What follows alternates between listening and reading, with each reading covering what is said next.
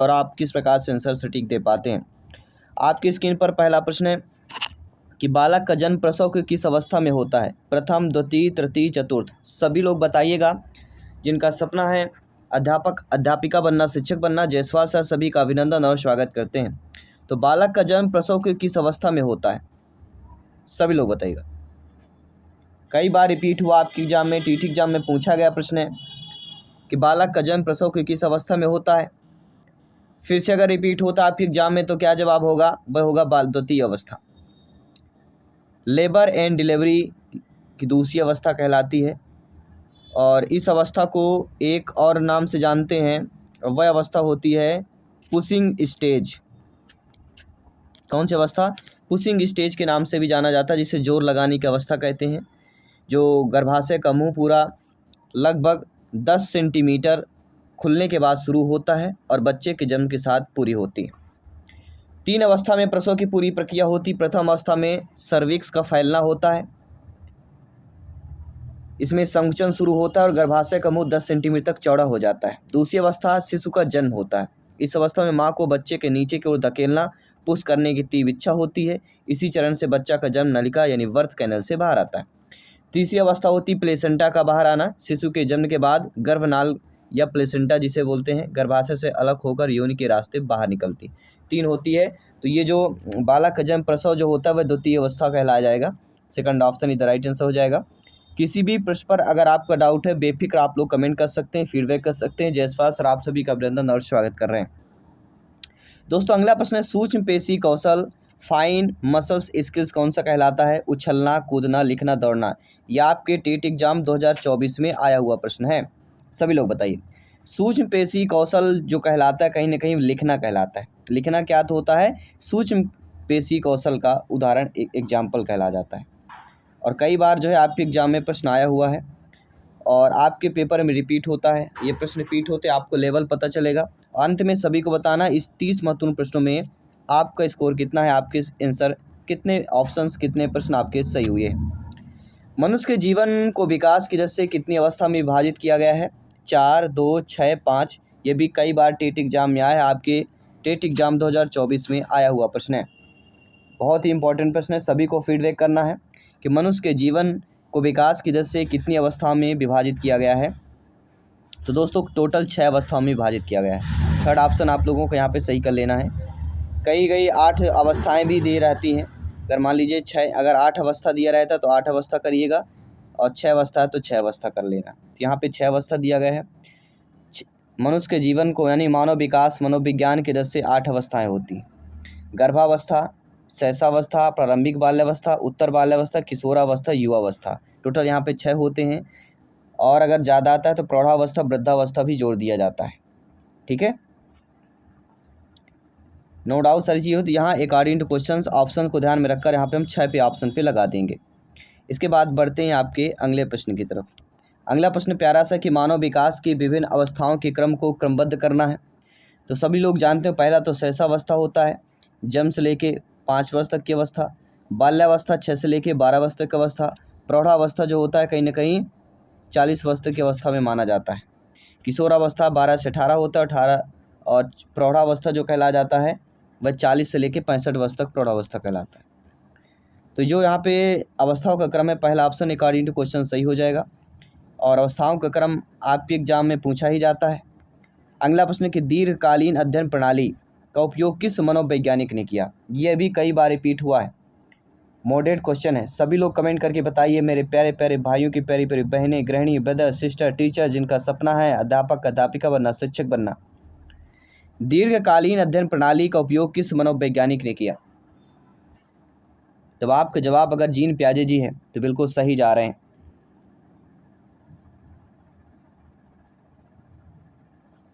इसमें प्रमुख प्रणेता जीन पियाजे जी, लुईस टर्मन भी आते हैं और सिगमंड फ्रायड। क्या होगा? Sigmund Freud. यानी 3 महत्वपूर्ण मनोवैज्ञानिक है, लेकिन अकॉर्डिंग टू क्वेश्चन यहाँ पे जीन पियाजे जी बेस्ट ऑप्शन हो जाता है। जीन पियाजे जी बालक विकास और संज्ञानात्मक विकास के अपने प्रसिद्ध सिद्धांत आधार दीर्घकालीन अवलोकन को ही बनाया था। इसके लिए उन्होंने वर्षों तक अपने बच्चों के विकास का व्यवस्थित अध्ययन किया था। तो जीन पियाजे ji is the best option, is the right answer. वातावरण के कितने प्रकार होते हैं? 4, 5, 1, 2।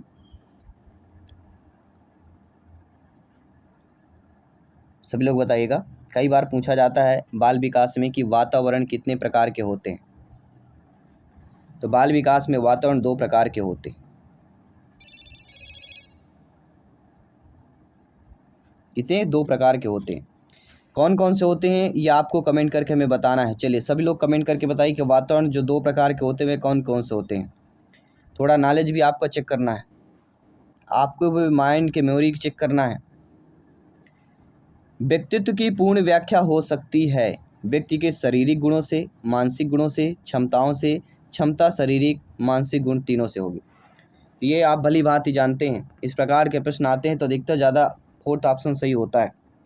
तो व्यक्तित्व की पूर्ण व्याख्या हो सकती है व्यक्ति की क्षमता, शारीरिक, मानसिक गुण तीनों को मिला के हो सकती है। तो 4th ऑप्शन जो दिया गया है वे अकॉर्डिंग टू क्वेश्चन यहाँ पे सही कर लेना है। अगला प्रश्न है कि व्यक्तित्व का निर्धारण होता है जैविक तत्वों से, सामाजिक सांस्कृतिक तत्वों से, मनोवैज्ञानिक तत्वों से या केवल सांस्कृतिक तत्वों से। तो केवल निगेटिव हो जाएगा, जैविक नहीं होगा, क्योंकि व्यक्तित्व का निर्धारण जैविक से नहीं होता है। व्यक्तित्व का निर्धारण सामाजिक और सांस्कृतिक तत्वों से मिलकर होता है। व्यक्तित्व का निर्धारण समाज और सांस्कृतिक तत्वों इन दोनों से मिलकर व्यक्तित्व का निर्धारण होता है। क्योंकि जहाँ बच्चा रहेगा, समाज में रहेगा, सांस्कृतिक तत्व होंगे, उन्हीं से व्यक्तित्व का निर्धारण होगा। अगला प्रश्न प्यारा सा प्रश्न दिया गया है कि ईवीएस के पाठ्य पुस्तक में अभ्यास और गतिविधियां किस प्रकार प्रदान की जानी चाहिए? विषय प्रसंग में स्वाभाविक रूप से समाहित होकर, पुस्तक में विभिन्न स्थानों पर, यूनिट के अंत में या अध्याय के अंत में। सभी कमेंट कीजिएगा। आप सभी लोग यानी सर व्याख्याता लोग हैं। जयसवाल सर आप सभी का अभिनंदन, स्वागत कर रहे हैं। तो एक ईवीएस के पाठ्य पुस्तक में अभ्यास और गतिविधियां किस प्रकार प्रदान की जानी चाहिए? कहीं ना कहीं विषय प्रसंग में स्वाभाविक रूप से समाहित होकर, विषय प्रसंग में स्वाभाविक रूप से समाहित होकर प्रदान करनी चाहिए। फर्स्ट ऑप्शन इधर राइट आंसर हो जाएगा। किसी भी प्रश्न पर डाउट हो बेफिक्र कमेंट कर सकते हैं। आइए देखते हैं अगला प्रश्न। प्यारा सा प्रश्न दिया गया है और प्यारा सा प्रश्न है तो प्यारा सा फीडबैक भी आप लोग करेंगे ही करेंगे। तो चलिए सभी लोग प्यारा सा फीडबैक करिएगा। प्रश्न यहाँ पे दिया गया है, विद्यालय आधारित आकलन शिक्षक को किसकी अनुमति देता है? जब आप नियुक्त होगी, आप लोग अध्यापक अध्यापिका बनेंगे, विद्यालय में पढ़ाने जाएंगे, तभी आपसे प्रश्न किया जाएगा कि विद्यालय आधारित आकलन, जिसे हम SBA बोलते हैं, क्या बोलते हैं? SBA, विद्यालय आधारित आकलन को किसकी अनुमति देता है? तो वह होगा शिक्षार्थी के साथ नियमित संलग्नता को।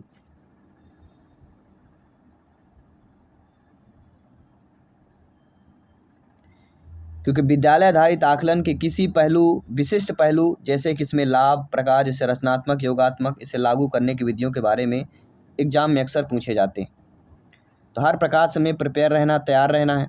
किसी भी प्रकार से आए आपसे बनना चाहिए, क्योंकि सिलेक्शन यहाँ पर सर्वोपरि है। TT एग्जाम को फतेह करना 101%।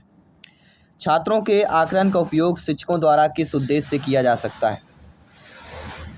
उच्चतर कक्षा है तो छात्रों की पहचान करना, विद्यालय के मानक पूरे न करने वाले छात्रों को प्रोन्नत न करना, छात्रों की आवश्यकता के अनुसार अध्यापन दृष्टिकोण में परिवर्तित करना। बिल्कुल सही बात है। छात्रों की आवश्यकता के अनुसार अगर आप अध्यापन दृष्टिकोण में परिवर्तन कर रहे हैं तो वह आकलन जो होगा शिक्षकों द्वारा उद्देश्य माना जाएगा। छात्रों के आकलन का उपयोग बेस्ट ऑप्शन माना जाएगा। अगला जो प्रश्न है जो आपके एग्जाम में पूछा गया कि रचनात्मक आकलन जो होता है किस प्रकार से हो सकता है? प्री टेस्ट, पोस्ट टेस्ट, 1, 2 दोनों या तत्काल टेस्ट? कौन सा टेस्ट होगा? रचनात्मक आकलन, फॉर्मेटिव असेसमेंट जो होता है वह प्री टेस्ट, पोस्ट टेस्ट दोनों में होता है। अर्थात जो सी ऑप्शन दिया गया है वह सही होगा। 1 और 2 दोनों हो जाएंगे। सभी लोग समझ पा रहे हैं? समझते जाइए, कमेंट करते जाइए, फीडबैक करते जाइए। गणित में क्षेत्रमिति पढ़ाने से पहले सभी सूत्र बोर्ड पर लिख देना किस उपागम को दर्शाता है? आगमनात्मक, निगमनात्मक, प्रयोगात्मक, व्यवहारिक। अक्सर आप जब पढ़ाएंगे बच्चों को, गणित के सवाल हल करा रहे होंगे तो सूत्र जो लिख देंगे, बोर्ड पर लिख देते हैं, तो वह उपागम क्या होगा? सूत्र लिख देने मतलब आप बच्चों को नियम पहले बता रहे हैं। सूत्र लिखना मतलब बच्चों को नियम पहले बता रहे हैं। नियम पहले बता रहे हैं मतलब नियम से उदाहरण की ओर जा रहे हैं। तो नियम से उदाहरण की ओर जा रहे हैं तो निगमनात्मक उपागम हो जाएगा। Second option according to question यहाँ पे सही हो जाएगा। ये आपके टेट एग्जाम 2024 में आया हुआ प्रश्न है, ध्यान रखिएगा। रचनात्मक आकलन के अंतर्गत उपचारात्मक शिक्षण का क्या अर्थ होता है? अभिभावकों द्वारा अतिरिक्त कोचिंग, प्रतिभाशाली छात्रों के लिए शिक्षण, अधिगम की कमियों का निदान और समाधान, या पाठ्य पुस्तक से बाहर का शिक्षण। तो रचनात्मक आकलन के अंतर्गत उपचारात्मक शिक्षण का अर्थ जो कहलाता है वह अधिगम की कमियों का निदान और समाधान।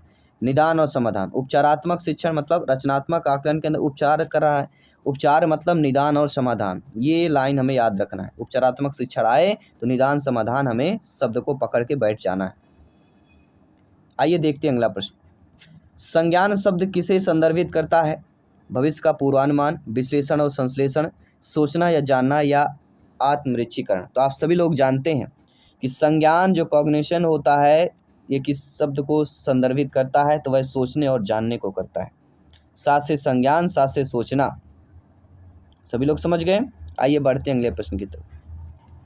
अगला प्रश्न प्यारा सा कि अव्यवस्थित घर से आने वाले बच्चे को सबसे अधिक कठिनाई किसमें होगी? सुव्यवस्थित पाठ में, स्वतंत्र अध्ययन में, प्रोग्राम आधारित निर्देश में, या वर्कआउट में?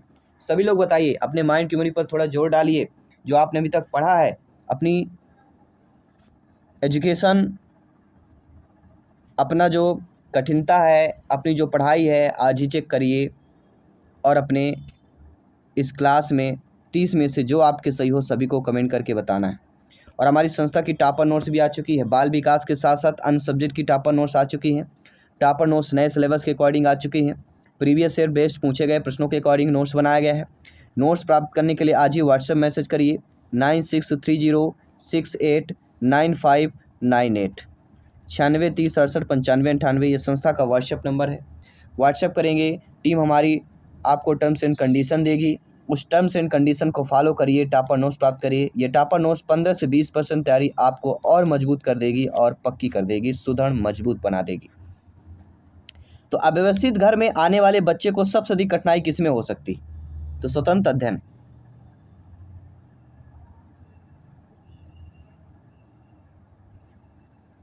सेकंड ऑप्शन इधर राइट आंसर होगा। अगला जो प्रश्न है ये भी बहुत अच्छा है कि मनुष्य स्वतंत्र पैदा होता है लेकिन हर जगह जंजीरों में जकड़ा होता है। ये कथन किसका है? और आपको पता है कथन स्टेटमेंट तो पूछा ही जाता है एग्जाम में, तो आपको बिल्कुल प्रिपेयर रहना। कथन स्टेटमेंट सभी मनोवैज्ञानिकों के पढ़ना है। मनुष्य स्वतंत्र पैदा होता है लेकिन हर जगह जंजीरों में जकड़ा होता है, यह कथन किसका है? Abraham Maslow, Jacques Rousseau, John D W.I. Kilpatrick. तो रूसो का कथन है। जीन जैक्स रूसो प्रसिद्ध कथन महान फ्रांसीसी जिनेवा दार्शनिक कहलाते हैं। उनके एक प्रसिद्ध ग्रंथ है द सोशल कॉन्ट्रैक्ट की पहली पंक्ति है जो 1762 में प्रकाशित हुई थी। इसके बाद अगला प्रश्न देख लीजिएगा, ये भी बहुत अच्छा प्रश्न दिया गया है। और प्रश्न अच्छा क्यों है आइए जानते हैं। विशेष शिक्षा कक्षा में पढ़ने वाला छात्र सामान्य कक्षा में अपनी क्षमता के अनुसार संशोधित गतिविधियों में भी भाग लेता है, यह किस उपागम का उदाहरण है? बहुत अच्छा प्रश्न। विशेष शिक्षा कक्षा में पढ़ने वाला छात्र समान कक्षा में अपनी क्षमता के अनुसार संशोधित गतिविधियों में भी भाग लेता है, यह किस उपागम का उदाहरण है? समावेशन, आंशिक सहभागिता, रिजर्व मिनिस्ट्रिंग, या इनमें से कोई नहीं? तो ये हो जाएगा समावेशन, अर्थात समावेशी शिक्षा, संयोजन की बात हो रही। फर्स्ट ऑप्शन इधर राइट आंसर। किसी भी प्रश्न पर डाउट हो बिल्कुल कमेंट करते रहिएगा, फीडबैक करते रहिएगा। सीखना सबसे अधिक प्रभावी होता है। जब हम सीखते हैं वह सबसे अधिक प्रभावी कब हो सकता है? खुद सोचिए कब होगा? जब विद्यार्थी सक्रिय रूप से सीखने की प्रक्रिया में भाग लेगा। देखिए सक्रिय रूप से कौन भाग ले रहा है? विद्यार्थी भाग ले रहा है। तो दो चीज़ें पॉजिटिव दी गई है, तो ऑप्शन हमारा सही हो जाएगा ऑलरेडी। हमें प्रश्न ना पता हो, ऑप्शन को देख कर भी हम सही आंसर लगा सकते हैं, ये ध्यान रखिएगा। ये चीज़ अगर आपने सीख ली तो आपको टेट एग्जाम को फतेह करने से, सरकारी शिक्षक बनने से, अध्यापक अध्यापिका बनने से कोई नहीं रोक सकता। इनमें से कौन सा आकलन सीखने में सुधार के लिए किया जाता है? समेकित, प्रारूपिक, वार्षिक, या बोर्ड परीक्षा? ये भी आप भली भांति जानते हैं कि ऐसा आकलन जो सीखने में सुधार के लिए किया जाता हो, तो सीखने में सुधार करना है तो प्रारूपिक आकलन होगा, फॉर्मेटिव असेसमेंट हो जाएगा। बी ऑप्शन अकॉर्डिंग क्वेश्चन सही हो जाएगा। नो डाउट सारी चीज़ें आपकी क्लियर हो गई होंगी। आइए देखते हैं अगला प्रश्न। पियाजे के अनुसार संज्ञानात्मक विकास का प्रथम चरण कौन सा होता है? तो ये भली भांति जानते होंगे। संवेदी गामक अवस्था, जन्म से लेकर 2 वर्ष तक अवस्था, पूर्व संक्रियात्मक अवस्था 2 से लेकर 7 वर्ष तक की अवस्था, मूर्त संक्रियात्मक अवस्था 7 से लेकर 11 वर्ष तक की अवस्था, औपचारिक संक्रियात्मक अवस्था 11 से लेकर 15 वर्ष तक की अवस्था। सारी अवस्थाएं आपसे आनी चाहिए। According to questions B option यहाँ पे सही हो जाएगा। यह आपके टेट एग्जाम में पूछा गया प्रश्न है। आइए देखते समझते हैं। आइए अगला प्रश्न क्या पूछा गया है। वाइगोस्की के अनुसार सीखने में सबसे महत्वपूर्ण भूमिका किसकी होती है? वंशानुक्रम, सामाजिक अंतरक्रिया की, आयु की या बुद्धिलब्धि की होती है? तो वाइगोस्की के अनुसार देखा जाए सीखने में सबसे महत्वपूर्ण भूमिका जो होती है सामाजिक अंतरक्रिया की होती है, क्योंकि बच्चा सबसे पहले परिवार और समाज से ही बेहतर सीखता है। सामाजिक अंतरक्रिया की जो बेस्ट ऑप्शन वह सही हो जाएगा। अगला, निकष्ट विकास का क्षेत्र जेडपीडी की अवधारणा किसने दी? और आपको पता है कोई भी टेट एग्जाम हो जेडपीडी से एक प्रश्न बनता ही बनता है। तो निकष्ट विकास का क्षेत्र की अवधारणा किसने दी? वाइगोस्की ने दी। थर्ड ऑप्शन इधर राइट आंसर कर लेना। और आइए देखते हैं अगला प्रश्न। ये भी बहुत ही प्यारा सा प्रश्न है कि थॉर्नडाइक के प्रभाव के नियम लॉ ऑफ इफेक्ट का अर्थ क्या होता है? थॉर्नडाइक के प्रभाव के नियम लॉ ऑफ इफेक्ट का अर्थ ही होता है सुखद परिणाम वाले व्यवहार की पुनरावृत्ति होना। जो पॉजिटिव चीज़ें हों वो दोबारा होना चाहिए, यानी प्रभाव के साथ, इसलिए प्रभाव का नियम सुखद परिणाम वाले जो यानी पॉजिटिव इम्पैक्ट वाले फिर वह रिपीट हो। अगला, कोहल वर्ग के अनुसार नैतिक विकास का सर्वोच्च स्तर कौन सा होता है? पूर्व परंपरागत, उत्तर परंपरागत या नैतिक यथार्थवाद? कई बार पूछा गया टेट एग्जाम। कोहल वर्ग के अनुसार नैतिक विकास का सर्वोत्तम स्तर है, तो आप सभी लोग जानते हो होता है उत्तर परंपरागत स्तर जो होता है सबसे बेस्ट होता है। ठीक है, उत्तर परंपरागत स्तर, third option is the right answer. अगला प्रश्न ये भी बहुत ही प्यारा सा प्रश्न है और प्यारा सा फीडबैक कीजिएगा। गार्डनर के बहुबुद्ध सिद्धांत में इनमें से कौन सी बुद्धि शामिल होती है? और आपको पता है बहुबुद्ध से आपसे 1-2 प्रश्न आना ही आना अनिवार्य है, ये टॉपिक क्लियर कर लीजिएगा। चाहे कोहल वर्ग आए, जीन पियाजे जी आए, थॉर्नडाइक आए, वाइगोस्की आए, इनको घोट के पी जाइए, क्योंकि यहाँ से 5 से 6 प्रश्न रखे हुए हैं ऑलरेडी। तो गार्डनर के बहुबुद्ध सिद्धांत में कौन सी बुद्धि शामिल होती है? भाषाई बुद्धि भी शामिल होगी, तार्किक गणितीय बुद्धि भी होगी और संगीतीय बुद्धि भी होगी। अर्थात उपरोक्त सभी ऑप्शन इधर राइट आंसर कर लेना है। किसी भी प्रश्न पर डाउट हो बेफिक्र आप लोग कमेंट बॉक्स बना हुआ है, कमेंट करिए, फीडबैक करिए, अपने प्रिपरेशन को मजबूत करिए, अपने अंदर के प्रश्नों के जो कौतूहल मचाए हुए प्रश्न उन प्रश्न को संतुष्ट दीजिए, उन प्रश्न को उत्तर पाइए। आज ही कमेंट कीजिए, अभी कमेंट कीजिए। निम्नलिखित में से कौन सा अधिगम का संज्ञानात्मक क्षेत्र होता है? कॉग्निटिव डोमेन की बात हो रही है, ज्ञान, अवृत्ति, रुचि, मूल्य, तो ये भली भांति जानते हैं। ऐसा अधिगम का संज्ञानात्मक क्षेत्र ज्ञान ही कहलाएगा। तो ज्ञान क्या होता है? अधिगम का संज्ञानात्मक क्षेत्र कहलाता है ज्ञान, नॉलेज, याद रखिएगा। आइए देखते हैं अगला प्रश्न। प्यारा सा प्रश्न है कि समावेशी शिक्षा का मुख्य उद्देश्य क्या होता है? केवल दिव्यांग बच्चों को पढ़ाना, केवल निगेटिव हटा दीजिए, सभी बच्चों को समान अवसर देना, पॉजिटिव हो जाएगा, प्रतिभाशाली बच्चों के लिए अलग, ये निगेटिव हो गया, केवल निगेटिव हो गया तो बचता बी ऑप्शन, यानी सभी बच्चों को समान अवसर प्रदान करना, ये बेस्ट ऑप्शन होगा, क्योंकि समावेशी शिक्षा है, सभी बच्चों को समान अवसर उपलब्ध कराना अनिवार्य है। बुद्धि परीक्षण का सर्वप्रथम विकास किसने किया? अल्फ्रेड बिने और थियोडोर, जीन पियाजे जी, स्किनर, थॉर्नडाइक? ये भली बात जानते हैं, आप पढ़ चुके हैं, कई बार पढ़ चुके हैं, रिपीट हो चुका है कि बुद्धि परीक्षण का सर्वप्रथम विकास किसने किया है? अल्फ्रेड बिने और थियोडोर साइमन ने किया है। फर्स्ट ऑप्शन को सही मान लेना। और अगला प्रश्न है जो आपके स्क्रीन पर है, कई बार ये भी पूछा गया है, ये आपके टेट एग्जाम 2024 में आया हुआ प्रश्न है। कब आया है? 2024 में आया हुआ प्रश्न है कि सीखने का स्थानांतरण क्या होता है? ट्रांसफ़र ऑफ लर्निंग, एक विषय को भूल जाना, पूर्व अधिगम का नए अधिगम में उपयोग करना, केवल रटना या परीक्षा की तैयारी? परीक्षा की तैयारी, केवल, एक विषय को भूलना, ये तीनों निगेटिव हो गया। बचता क्या है कि पूर्व अधिगम का नए अधिगम में उपयोग करने को हम सीखने में स्थानांतरण बोलते हैं। पर आ चुका है। पहला प्रश्न पूछा जा रहा है कि क्षोभ मंडल मुख्य रूप से किससे बना है? यह आपके एमपी टेट 2024 में आया हुआ प्रश्न है। जी हाँ, 2024 के पेपर में पूछा गया कि क्षोभ मंडल मुख्य रूप से किससे बना है? ऑक्सीजन, नाइट्रोजन, कार्बन डाइऑक्साइड या ऑक्सीजन और नाइट्रोजन दोनों से मिलकर बना हुआ?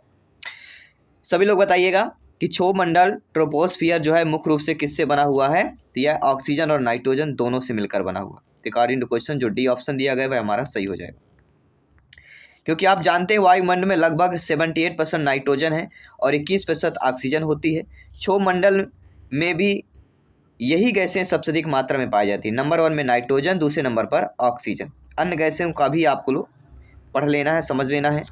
आर्गन, नियान गैसें भी परसेंटेज में पूछी जाती हैं। दूसरा प्रश्न 2024 में ये भी प्रश्न पूछा गया था आपके पेपर में कि विश्व ओजोन दिवस कब मनाया जाता है? 30 जनवरी, 21 अप्रैल, 16 सितंबर या 25 दिसंबर? सभी लोग बताइएगा। जिनका सपना है अध्यापक अध्यापिका बनना, शिक्षक बनना, सभी को कमेंट करना और फीडबैक करना है। तो चलिए, राइट आंसर आ चुका है और राइट आंसर हमारा क्या होगा 16 सितंबर, यानी according to question third option सही हो जाएगा। और आपने पढ़ा भी होगा शायद, ठीक है। और डेट इन सन वाले ज़रूर एग्जाम में प्रश्न आते हैं, तो इन लोगों आपको सभी को समझना है कि सन वाले भी हमें पढ़ना है ताकि बेहतर तैयारी हो सके, ठीक है। 16 सितंबर को ओजोन परत संरक्षण के लिए विश्व ओजोन दिवस मनाया जाता है। किसके लिए? ओजोन परत के संरक्षण के लिए मनाया जाता है। इसके बाद अगला प्रश्न क्या पूछा गया था कि प्राथमिक कक्षाओं में विद्यार्थियों को ईवीएस की समस्याएं कैसे दी जाती हैं? जो प्राथमिक कक्षा के होते हैं उसमें ईवीएस की समस्याएं जो है किस प्रकार से दी जाती हैं? केवल मनोरंजन से संबंधित, शैक्षिक पहलुओं अवधारणाओं से संबंधित, खेलों से संबंधित या गृह कार्य से संबंधित? आपके अकॉर्डिंग राइट ऑप्शन क्या होगा? आप खुद सोचिए, माइंड की मेमोरी पर जोर डालिए और नीचे कमेंट बॉक्स में आंसर बताइए कि प्राथमिक कक्षा के विद्यार्थियों को ईवीएस की समस्याएं कैसे दी जानी चाहिए। तो उन्हें शैक्षिक पहलुओं अवधारणाओं से संबंधित देनी चाहिए। किस प्रकार से देनी चाहिए? According to question right option B option होगा, शैक्षिक पहलुओं अवधारणाओं से संबंधित देना चाहिए। B option according to question सही हो जाएगा। किसी भी प्रश्न पर डाउट हो सभी को कमेंट करना, फीडबैक करना, क्योंकि आप सभी लोग जानते हैं ईवीएस में ऐसी गतिविधियां और समस्याएं दी जानी चाहिए जो बच्चे के अनुभव और सीखने से जुड़ी हुई। तो अनुभव और सीखने से मेन चीज़ें टारगेट है। अगला प्रश्न देखिएगा, समझिएगा, फीडबैक कीजिएगा। मल्टीमीडिया से पढ़ाए गए विद्यार्थियों ने ब्लैक बोर्ड से पढ़ाए गए विद्यार्थियों की तुलना में बेहतर सीखा, इसका कारण क्या है? मल्टीमीडिया से आप लोग सभी लोग समझते होंगे और ये ब्लैक बोर्ड से पढ़ाई गई तुलना में बेहतर सीखता है। मल्टीमीडिया वाला क्या ज़्यादा बेहतर सीख रहा है? ये तो कह रहा है मल्टीमीडिया में पढ़ाए गए विद्यार्थियों ने ब्लैक बोर्ड से पढ़ाए गए विद्यार्थियों की तुलना में बेहतर सीखा। इसका रीजन क्या हो सकता है? तो अधिक ज्ञानेंद्रियों का सक्रिय होना। ब्लैक बोर्ड में क्या होता है? छात्र छात्राएं केवल देखते हैं, सुनते हैं। ब्लैक बोर्ड में क्या होगा? केवल देखेंगे, सुनेंगे। लेकिन अदर में क्या होगा? ब्लैक बोर्ड में केवल देख और सुन सकते हैं। मल्टीमीडिया में विजुअल भी रहता है, ऑडियो भी रहता है, एनिमेशन भी साथ में चलता है। इससे आँख कान दोनों पूरी तरह से सक्रिय रहते हैं।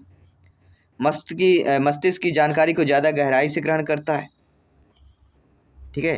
तो अकॉर्डिंग टू हमारा राइट ऑप्शन क्या हो जाएगा कि श्रव्य दस माध्यम अनेक इंद्रियों को सक्रिय रहने के कारण यह तुलना में बेहतर सीखता है। तो सी ऑप्शन इधर राइट आंसर हो जाएगा। यानी जब बच्चे देखकर सुनकर सीखते हैं तो सीखना अधिक प्रभावी और स्थायी होता है। कुल मिला के ये चीज होती है। इतना आपने समझ लिया। आइए बढ़ते हैं अगले प्रश्न की तरफ। मंदिर के शिखर तक भारी पत्थरों को पहुंचाने के लिए वास्तुकारों ने क्या बनाया? सीढ़ियां, ढालू मार्ग, पियत्रा ड्यूरा या बलुआ पत्थर बनाया? सभी लोग बताइए।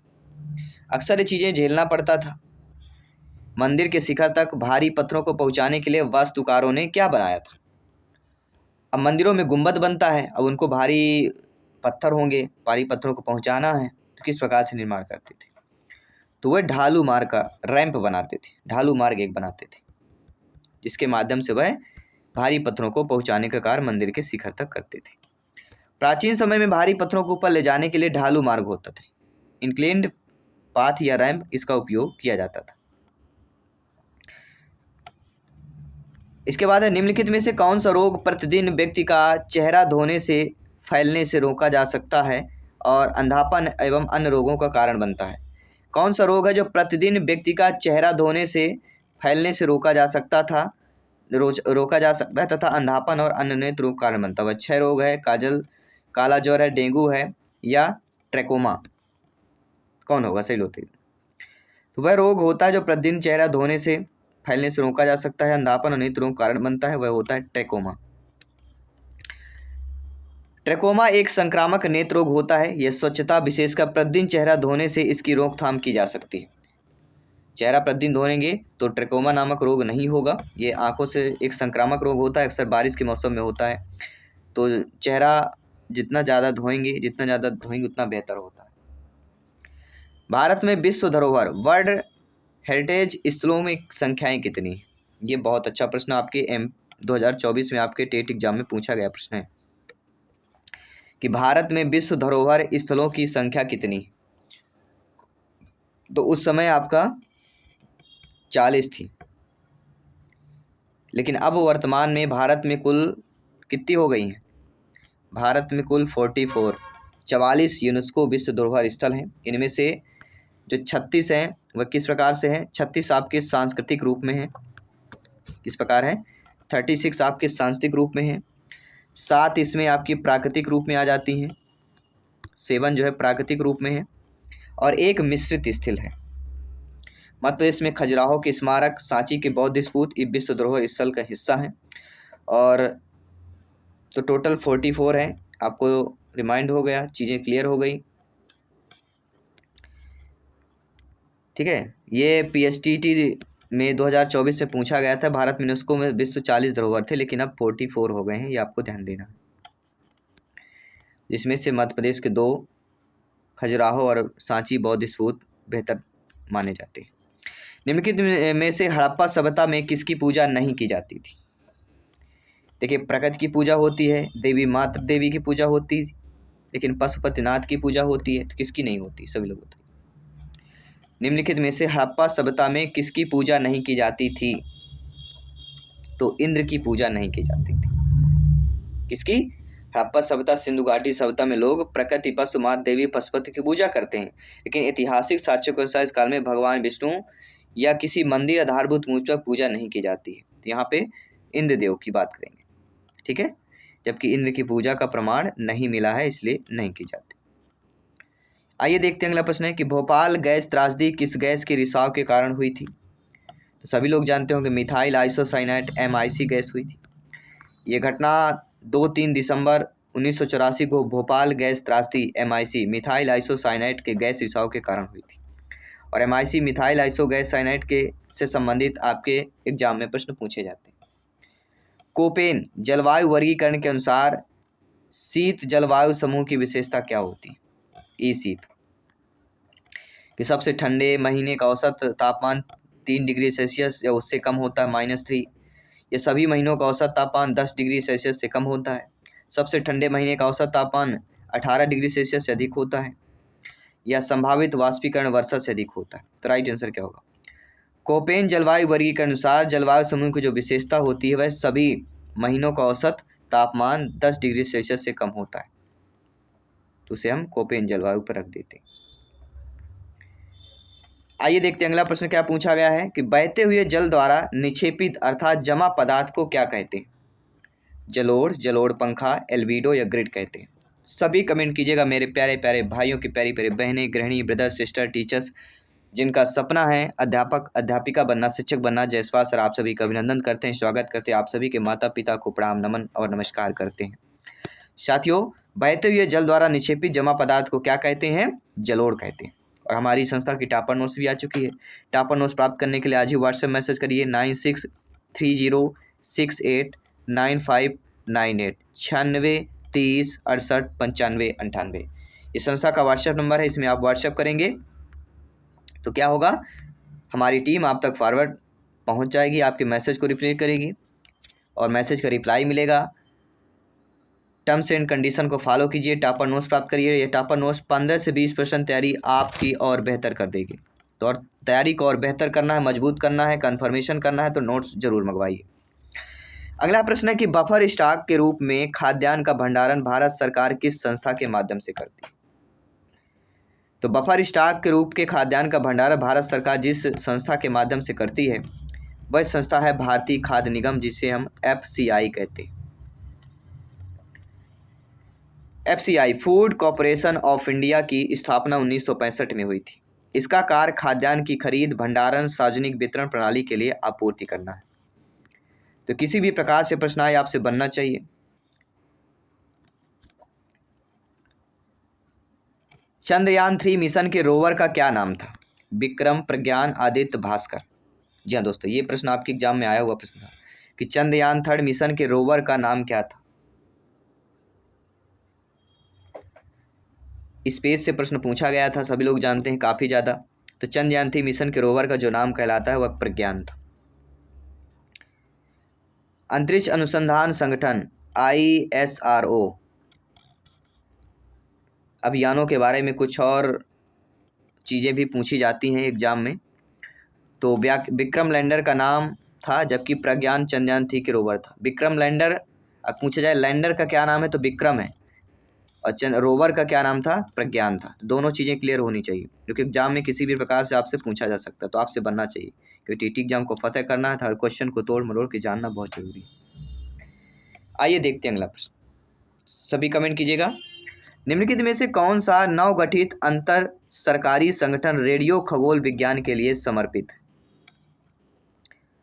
BLAO, SKAO, LWAO या ASAO?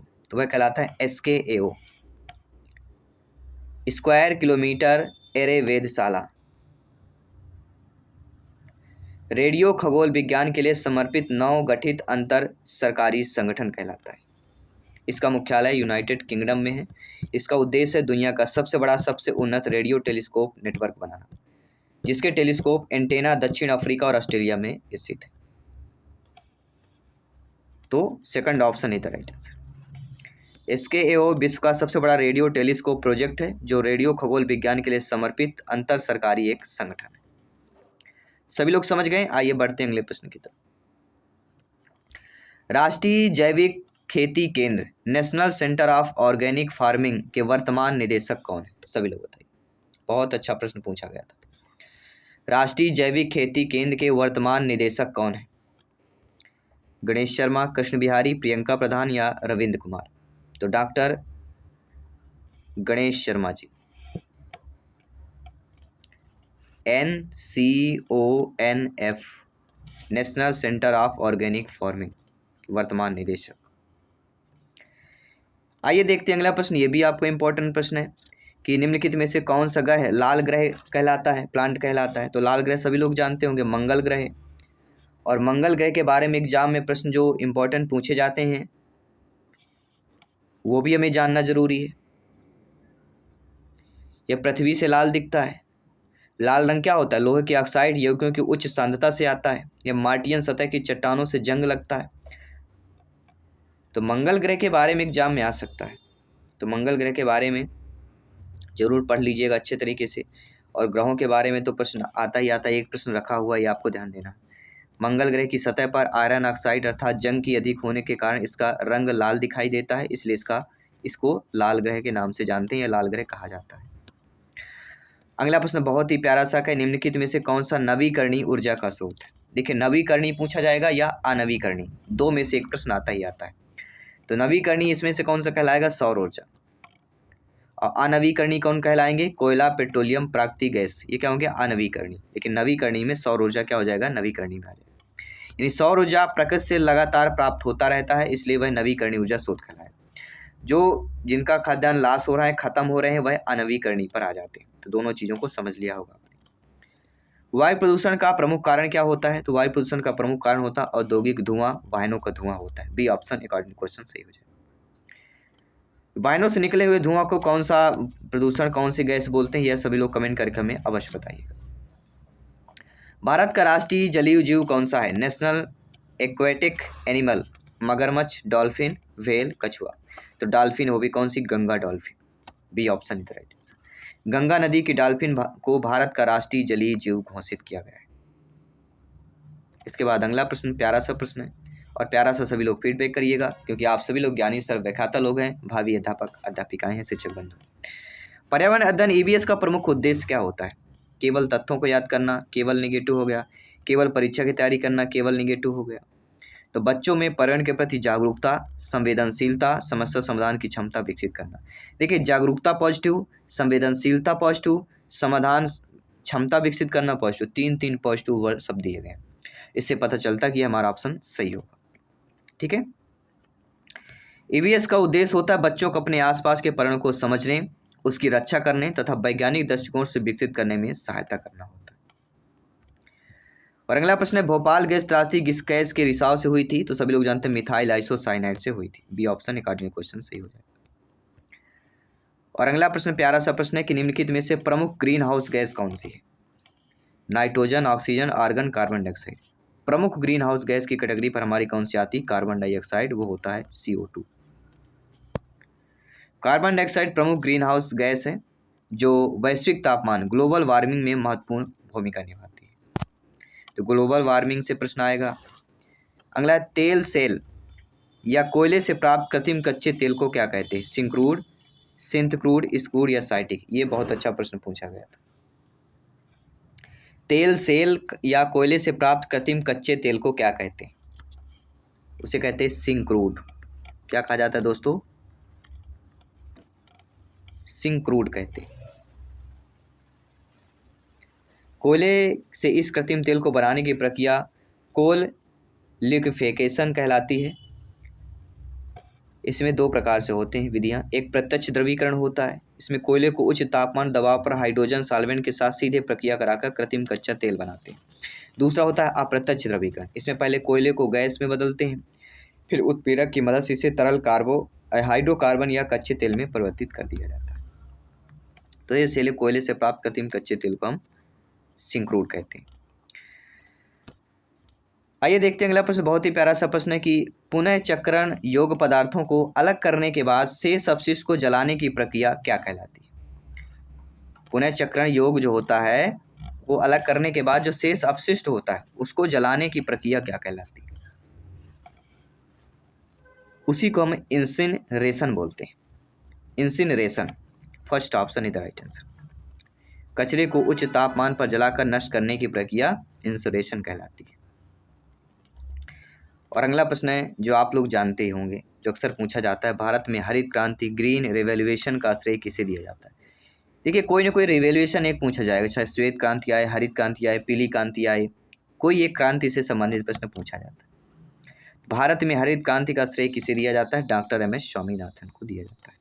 क्या आप सभी लोग जानते होंगे, ये भारत में हरित क्रांति के जनक कहलाते हैं। अगला जो प्रश्न है कि आकलन बहुसाक्ष्य आधारित क्यों होना चाहिए? आकलन जो असेसमेंट होता है यह मल्टीपल एविडेंस आधारित क्यों होना चाहिए? आप सभी लोग भावी अध्यापक, शिक्षक बंधु हैं, कहीं ना कहीं शिक्षा से जुड़े हुए हैं, बच्चों को पढ़ा रहे हैं, तो आप खुद सोचिए आकलन बहुसाक्ष्य आधारित क्यों होना चाहिए? इसे जटिल कठिन बनाने के लिए तो हो नहीं सकता, इसे प्रमाणिक बनाने के लिए ये हो सकता है। इसे बड़ा बनाना, रोचक बनाना नहीं, सबसे बड़ा प्रमाणिक। आकलन बहुसाक्ष्य आधारित क्यों होना चाहिए? इसे प्रमाणिक बनाने के लिए बहुसाक्ष्य होना बहुत जरूरी, क्योंकि विभिन्न स्रोतों से प्राप्त साक्ष्य विद्यार्थी के सीखने का अधिक सटीक और विश्वसनीय आकलन करता है। और आइए देखते हैं अगला प्रश्न, प्यारा सा प्रश्न क्या पूछा गया है। प्यारा सा प्रश्न है कि शिक्षक निर्मित परीक्षण के महत्वपूर्ण कार्य कौन से हैं? विद्यालय की दैनिक शिक्षण, जिसमें अधिगम प्रक्रिया का मूल्यांकन करना है, प्रत्येक विद्यार्थी की क्षमता का पता लगाना, केवल कौन सा होगा? सभी लोग बताइए, नीचे ऑप्शन दिए गए। इसमें शिक्षक निर्मित परीक्षण का महत्वपूर्ण कार्य है विद्यालय की दैनिक शिक्षण अधिगम प्रक्रिया का मूल्यांकन करना भी है, और प्रत्येक विद्यार्थी शिक्षार्थी की क्षमता का पता लगाना, दोनों चीजें जरूरी है। यानी शिक्षक निर्मित शिक्षण की गुणवत्ता और विद्यार्थियों की प्रगति दोनों का मूल्यांकन करना चाहिए। अगला प्रश्न आइए देखते हैं कि रूब्रिक के संबंध निम्नलिखित में से कौन सा कथन सही नहीं? रूब्रिक केवल अंतिम परिणाम का मूल्यांकन करती है। रूब्रिक बनाते समय अधिगम परिणामों के अनुसार मानदंड तय किए जाते हैं। इसमें तो आप सभी लोग समझ गए होंगे। रूब्रिक क्या करती है? केवल अंतिम परिणाम का मूल्यांकन करती है। रूब्रिक बनाते समय अधिक परिणामों के अनुसार मानदंड तय किए जाते हैं। पहला ही ऑप्शन। कौन सा सही नहीं? तो पहला सही नहीं होगा, क्योंकि रूब्रिक केवल अंतिम परिणाम, तो केवल सभी लोग जानते नेगेटिव होता है, इसलिए करंट क्वेश्चन पहला ऑप्शन सही होगा। केवल एक सही नहीं है, क्योंकि रूब्रिक जो प्रक्रिया होती है, जो प्रोसेस होता है, प्रोडक्ट दोनों का मूल्यांकन कर सकती है, इसलिए पहला कथन गलत दिया गया था। इसके बाद है, आप सभी लोग जानते हैं कि निम्नलिखित में से कौन सा दृश्य शिक्षण अधिगम सामग्री, विजुअल TLM आपने पढ़ा होगा, TLM से प्रश्न आता है, इसे हम दृश्य शिक्षण अधिगम सामग्री बोलते हैं। कौन सा नहीं होगा? देखिए पत्रिका को देख सकते हैं, केस स्टडी को देख सकते हैं, पूरक पुस्तकें देख सकते हैं, लेकिन हम रेडियो प्रसारण केवल सुन सकते हैं, रेडियो ब्रॉडकास्ट को देख नहीं सकते हैं, इसलिए विजुअल पे नहीं आएगा। अकॉर्डिंग क्वेश्चन डी ऑप्शन सही हो जाएगा। और अगला प्रश्न आइए देखते हैं कि उद्देश्य के आधार पर आकलन कितने प्रकार का होता है। उद्देश्य के आधार पर आकलन कितने प्रकार का होता है? 3 प्रकार का होता है। कौन कौन से होते हैं? उद्देश्य के आधार पर आकलन 3 प्रकार के होते हैं। एक निदानात्मक होता है, प्रारूपिक होता है और संकलनात्मक होता है। निदानात्मक, प्रारूपिक और संकलनात्मक। तो ये हमने PIQ टेस्ट सीरीज कर रहे हैं, मिस क्वेश्चन जिसमें हम करेंगे। डेली आपके PIQ टेस्ट सीरीज हो रही है, हर सब्जेक्ट के PIQ टेस्ट सीरीज करेंगे ताकि बेहतर तैयारी हो सके, आपको पता लग सके कि टेट एग्जाम में किस प्रकार से प्रश्न पूछे जाते हैं और आपकी तैयारी बेहतर हो सके। किस फील्ड के 30 महत्वपूर्ण प्रश्नों को हल करते हैं, जिसमें से पहला प्रश्न आपके स्क्रीन पर पूछा गया है कि योग का पता लगाना है। 50/90/64/521 प्लस 89/67/64/521 प्लस 76/41/64/521, ये आपके पेपर में आया हुआ प्रश्न है। जब आप देखते हो, जब आपके अंश बटे हर होता है, तो जब हर आपके समान हो, तीनों में देखिए बटे में समान हो, तो ऊपर की संख्याएं जोड़ दी जाती हैं। अर्थात हम क्या करेंगे, 50/90 प्लस 89/67 प्लस 76/41 बटे में 64/521 लिख देंगे। अब इन तीनों को आपको जोड़ देंगे तो आपका आंसर आ जाएगा। तीनों को जोड़ेंगे, क्या आ जाएगा आपका, 21/6/98। तो किस में दिया गया है, 21/6/98 बटे 64/521, पहला ऑप्शन सही हो जाएगा। तो भिन्नों का यह है, भिन्नों का क्या पूछा गया था, योगात्मक पूछा जाएगा। योग जोड़ घटाना गुणा भाग, भिन्न से कोई भी पूछा जा सकता है। जोड़ घटाना गुणा भाग में से चारों क्रियाओं में से एक प्रश्न पूछा जाएगा। इसके बाद अगला प्रश्न कि कौन सा विकल्प जो है 19 का गुणज होगा। 13/77, 17/20, 15/96, 15/57। तो 19 का गुणज इनमें कैसे निकालेंगे, सभी लोग बताइएगा।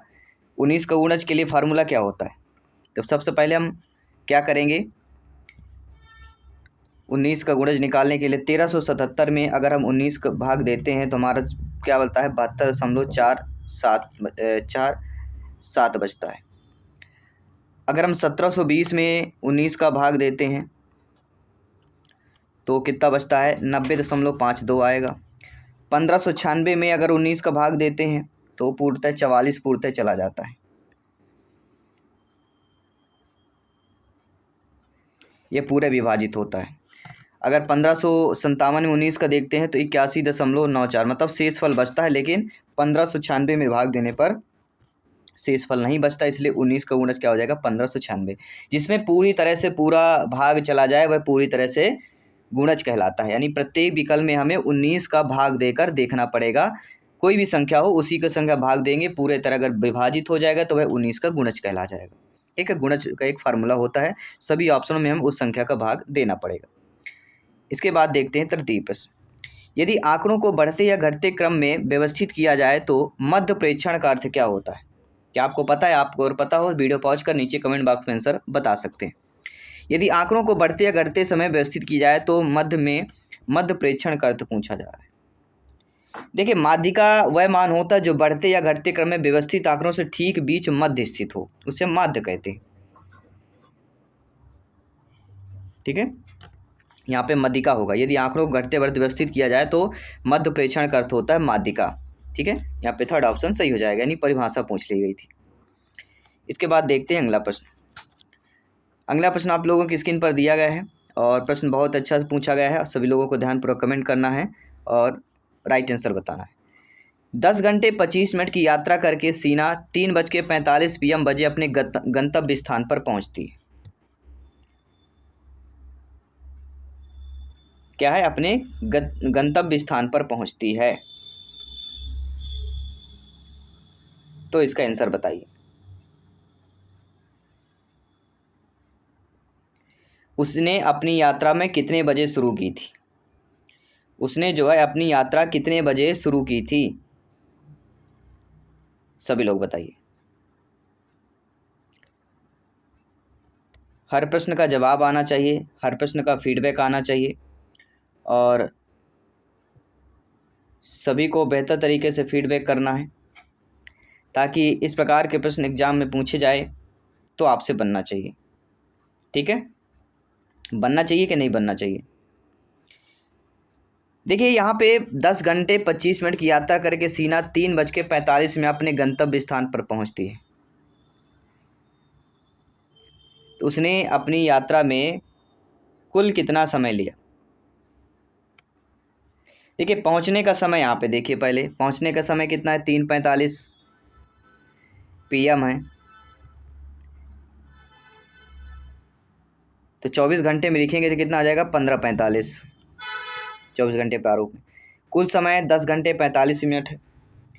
तो शुरू करने का 15:45 है, इसमें माइनस 10:25 कर दीजिए, इसमें माइनस 10:25 कर दीजिए।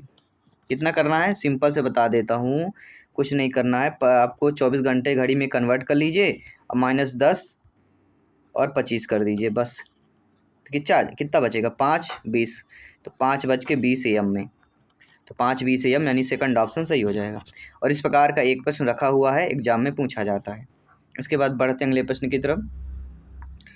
अगला प्रश्न कह रहा है कि निम्नलिखित प्रश्नवाचक चिन्ह के स्थान पर क्या आएगा, 705 × 12.8 प्लस प्रश्नवाचक चिन्ह बराबर 9039। तो क्वेश्चन मार्क की जगह आप x मानकर हम निकाल सकते हैं वैल्यू। ठीक है, तो सबसे पहले हमें करना क्या है, सबसे पहले इंपॉर्टेंट चीज़ें हैं कि हमें एक चीज़ करना है, 705 × 12.8 कर लेना है। तो हमारी वैल्यू कितनी आ जाएगी, 9024 आ गई। इसको गुणा करने के बाद, ये गुणा भाग आपको करना पड़ेगा। अब समीकरण हमारा क्या कह रहा है, इसमें मान रख दीजिए 9024 क्या करना है, जो मतलब ये हमारा ये समीकरण होगा, इसमें मान रख दीजिए।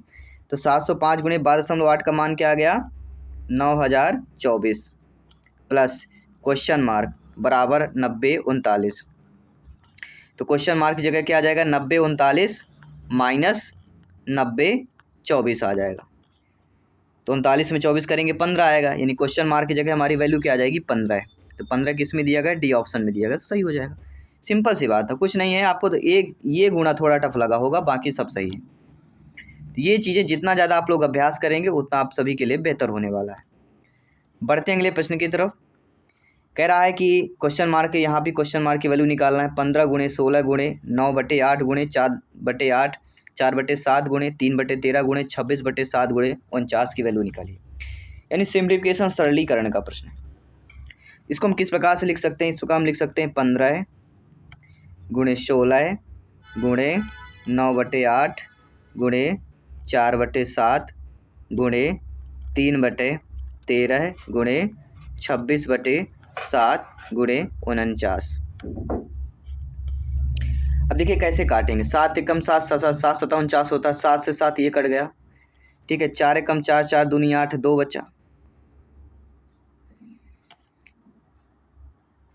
और ये 26 है ना, तो 13 एकम 13 दूनी 26, 2 से 2 ये कट गया। बचा कितना देखिए, ऊपर ये 15 है, 16 है, 9 और 3, इनको आपस में गुणा कर लीजिए।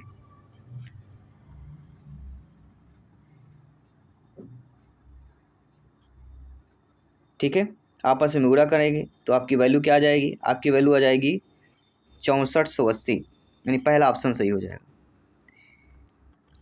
ठीक है, सबसे देखिए यहाँ पे 3 13 26 7 लिखा हुआ है, 13 13 दूनी 26, 2 से कट जाएगा। ये गुणे 49 था, तो 7 7 49 कट जाएगा, 7 ये 7 से कट जाएगा, तो काफ़ी सारे सरलीकरण हो जाता है। ठीक है, ये दो से काट लेंगे तो हमारी वैल्यू हो गई 6480। तो कुल मिला के काटना छाँटना है, और जितना ज़्यादा काट छाँट लेंगे उतना बेहतर होगा आप सभी के लिए। आइए देखते हैं अगला प्रश्न, प्यारा सा प्रश्न क्या पूछा जा रहा है। अब प्यारा सा प्रश्न है तो प्यारा सा आप लोग फीडबैक भी करेंगे कि नहीं करेंगे, करेंगे ना। चलिए बढ़ते हैं। अगला प्रश्न क्या कह रहा है, 5 वर्ष पहले पिता की आयु उसके पुत्र की आयु की 7 गुनी थी, लेकिन 5 वर्ष बाद पिता की आयु उसके पुत्र की आयु कितनी हो जाती, 3 गुनी हो जाती है। तो पिता और पुत्र की वर्तमान आयु निकालिए। यहाँ पे कितना कह रहा है, उसके पुत्र की आयु की 3 गुनी हो जाती है।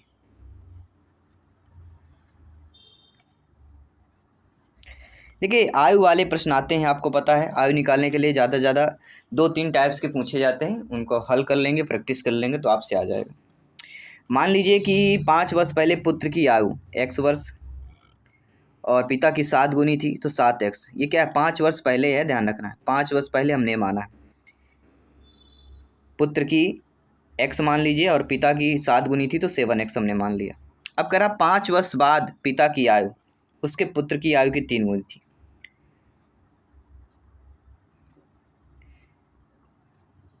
तो पहले वर्तमान आयु निकालना पड़ेगा। 5 वर्ष पहले है तो वर्तमान आयु निकालेंगे तो x धन 5 और 7x धन 5 ये हमारी वर्तमान आई, दोनों को निकल के आई, इसे कहेंगे वर्तमान। इसके बाद कहेगा 5 वर्ष बाद, इसमें 5 और जोड़िए, तो इसमें 5 और जोड़ेंगे तो x प्लस कितना हो जाएगा, ये x प्लस 10 हो जाएगा, प्लस 7x प्लस 10 हो जाएगा।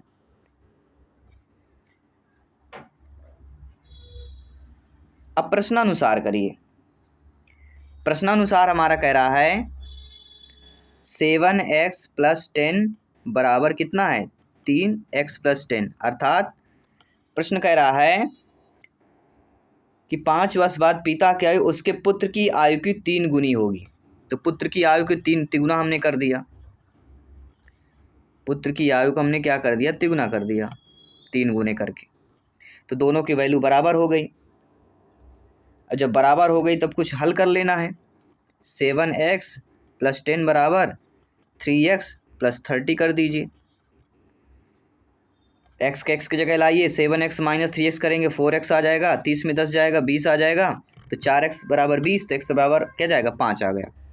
x की वैल्यू आ गई 5, ठीक है। जब x की वैल्यू हमारी 5 आ जाती है तब हमारे सारी वैल्यू हमारी पता चल जाएगी कि पुत्र की आयु कितनी होगी। यहाँ पे पूछा वर्तमान है तो x प्लस 5 थी ना, ठीक है। जब x प्लस 5 है तो हम करेंगे क्या, यहाँ पे x की वैल्यू 5 आ गई, 5 आ गई तो क्या हो गया 10 वर्ष, 10 वर्ष पुत्र की वर्तमान आयु निकल के आ गई, ठीक है। इसके बाद क्या कह रहा, पिता की आयु निकालना है, तो पिता में 7x थी तो 7 गुणे 5 कर लीजिए और प्लस 5 और 2 जोड़ देना है, तो 7 पना 35, 5 कितने हो गई 40 हो जाएगी। तो वर्तमान आयु पुत्र की 10 वर्ष होगी, पिता की 40 वर्ष हो जाएगी।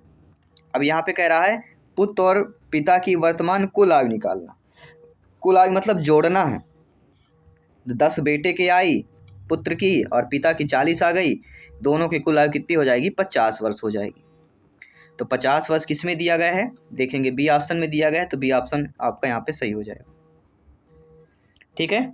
चलिए अब आइए देखते हैं आपके अगले प्रश्न की तरफ चलते हैं। अगला प्रश्न प्यारा सा प्रश्न है कि पिता की आयु उसके पुत्र की आयु की 5 गुनी, तो 10 वर्ष बाद पिता की आयु उसके पुत्र की 3 गुनी होगी, तो पिता की वर्तमान आयु क्या होगी। सभी लोग समझ गए होंगे, उसी प्रकार से है, बस थोड़ा सा समझिएगा और आसान हो जाएगा निकालना। पिता की आयु पुत्र की आयु की 5 गुना है, मतलब माना पुत्र की x मान लीजिए, पिता की 5x हो जाएगी। 10 वर्ष बाद पिता की आयु पुत्र की आयु की 3 गुनी हो जाती है, 10 वर्ष बाद।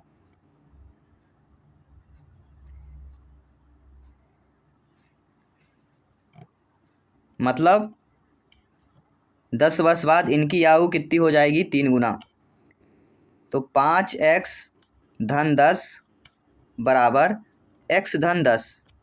क्यों, क्योंकि 10 वर्ष हमने पिता में 10 किया और 10 में, क्योंकि पुत्र की 3 गुनी हो रही है, तो पुत्र में हम क्या करेंगे 3 गुना कर देंगे। जो हमारा कह रहा है पुत्र की 3 गुनी हो तो पुत्र में 10 वर्ष बाद पुत्र की 3 गुनी हो जाती है, इनकी वैल्यू ही हमारा समीकरण बन गया। इस समीकरण के आधार पे हम क्वेश्चन को सॉल्व कर पाएंगे। अब ये समीकरण को चलिए सॉल्व कर लीजिए। 5x धन 10 है, 3x धन 30 हो जाएगा, 3x को 5x करेंगे 2x में आएगा, और 30 में 10 करेंगे 20 आ जाएगा, तो 2x बराबर 20 आ गया। x बराबर 20/2 यानी x की वैल्यू हमारी क्या आ जाएगी, x की वैल्यू हमारी 10 निकल के आ गई। जब x की वैल्यू हमारी 10 निकल के आ गई तो पिता की वर्तमान आयु कितनी होगी, 5x है, तो 5 गुणे 10 करिए 50 आ जाएगी, तो पिता की वर्तमान आयु 50 वर्ष आ जाएगी। अगर यहीं पे बेटे की पूछी जाती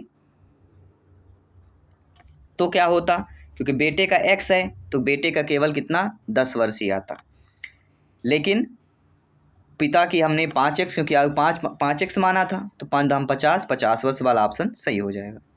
तो आयु वाला समझ लीजिए, क्योंकि आयु से रिलेटेड एग्जाम में प्रश्न पूछे जाएंगे। तो आयु वाले आपसे बनना चाहिए। ठीक है, अब एक बेलन से प्रश्न आपके पूछा गया है पेपर में, उसको भी हम कर लेते हैं। यदि एक बेलन की त्रिज्या को 3 गुना कर दिया जाए लेकिन इसका वक्र पृष्ठीय क्षेत्रफल अपरिवर्तित रहे तो उसकी ऊंचाई कितनी होगी। बहुत अच्छा प्रश्न पूछा गया है, और इस प्रकार के प्रश्न जितना ज़्यादा आपकी तैयारी करेंगे उतना बेहतर होगा आप सभी के लिए। तो बेलन की त्रिज्या को 3 गुना कर दिया जाए लेकिन उसका वक्र पृष्ठ क्षेत्रफल अपरिवर्तित रहे तो उसकी ऊंचाई निकालना है।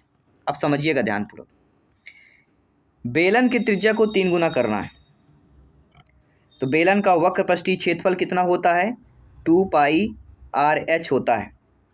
तो नई त्रिज्या क्या होगी, r1 बराबर 3r हो जाएगी, और नई ऊंचाई h1 बराबर, नई त्रिज्या r1 है, ऊंचाई h1 होगी, तो क्षेत्रफल समान रहेगा। क्षेत्रफल जब समान रहेगा केवल त्रिज्या तिगुनी हो जाएगी। यहाँ पे त्रिज्या को 3 गुना करना है। ठीक है, चलिए दोनों की वैल्यू लिख लेते हैं। एक पहले समान लिखेंगे, 2πr/h, फिर बराबर 2π × 3r, ऊंचाई h1 हो जाएगी, यानी h बराबर 3h1 इक्वल टू h1 की वैल्यू आ जाएगी 1/3h। कितनी आएगी, 1/3h आएगी।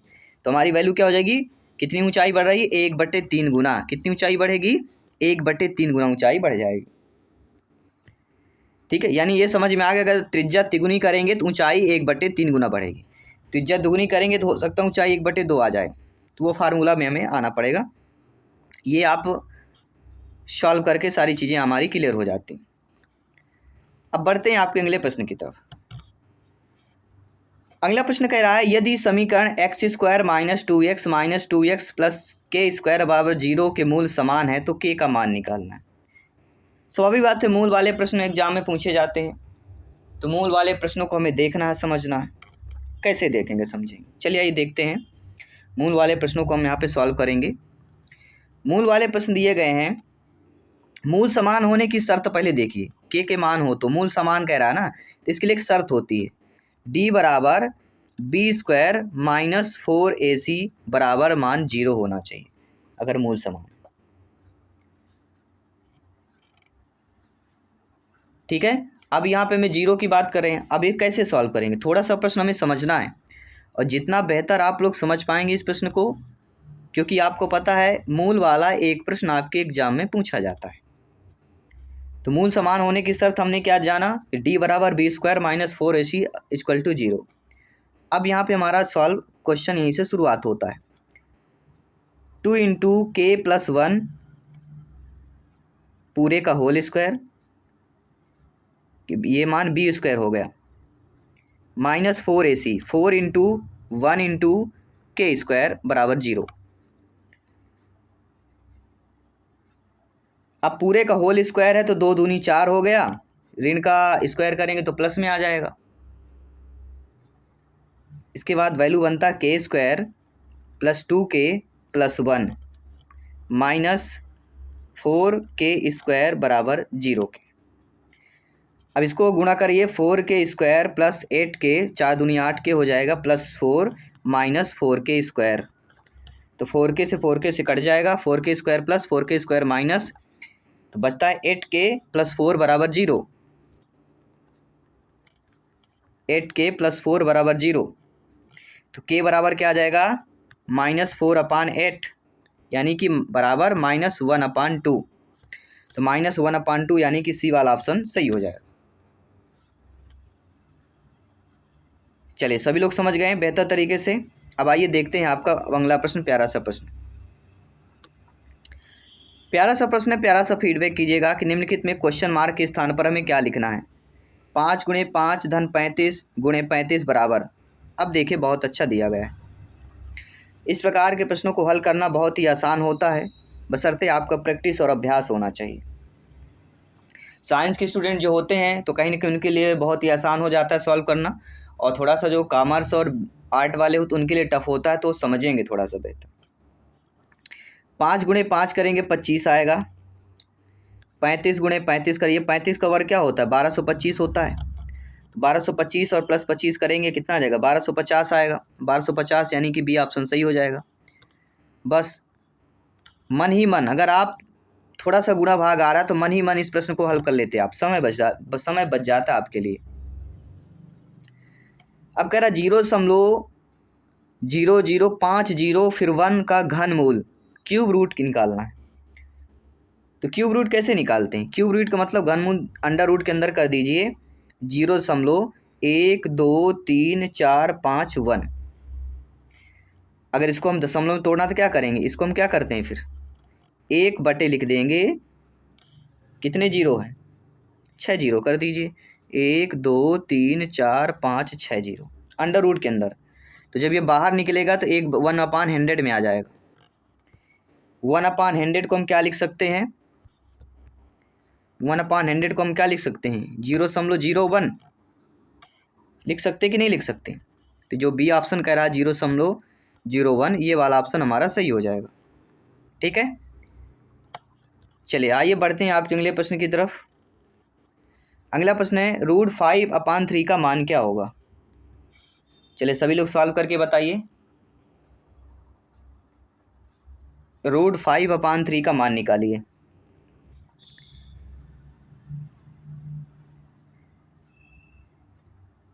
अब देखिए आप सभी लोग जानते हैं √5/3 का मान निकालना है तो हम ऊपर नीचे क्या करेंगे 3 का गुणा करके, देखिए 3 का गुणा करेंगे तो ऊपर नीचे क्या आएगा 3 × 5 = 15, 3 × 3 = 9, 15/9 आ गया, अर्थात √15/3। √15/3 की वैल्यू क्या आ जाएगी 3.87298/3। √15 का ये मान होता है 0.87298 निकालेंगे तो आ जाएगा। अब इसको हम 3 से भाग देंगे तो 1 बार जाएगा, फिर 3 दूनी 6, 3 9 27 यानी 1.29, 1.29 यानी कि थर्ड वाला ऑप्शन सही हो जाएगा यहाँ पे। इसी प्रकार से अगला भी प्रश्न है, इसको भी आप देख लीजिए। आप लोग हल कर लेंगे कि नहीं कर लेंगे इसको बताइए सभी लोग। यहाँ पे कह रहा है घन 512, तो 512 किसका है सभी लोग? 8 × 8, 8 का घनमूल क्या होता है 512, 512 का घनमूल 8 होता है, 8 का घनमूल 512 यानी कि यहाँ पे 8 आ गया। एक ही लाइन में हमें पता चल गई, घनमूल देखना था। अब इसमें कुछ नहीं दिया गया, अंडर रूट के अंदर दे दिया गया कि 576 है। जब कुछ नहीं दिया होता है तो फिर वर्ग में आ जाता है, अर्थात वर्गमूल आ जाता है। तो 576 किन दो संख्याओं का वर्गमूल है, 24 × 24 करिए 576 आ जाएगा। करिए सभी लोग, देखिए आ रहा है कि नहीं आ रहा है, एक बार आप लोग भी चेक किया करिए। हो सकता है गुणा भाग है जो प्लस माइनस है, हमसे भी गलती हो सकती है, इसलिए चेक अवश्य करिए आप लोग। कक्षा 4 के छात्र करण को संख्याओं और गणनाओं की समस्या हो रही है। क्या कह रहा है? कक्षा 4 के छात्र करण को संख्या और गणनाओं में समस्या हो रही है।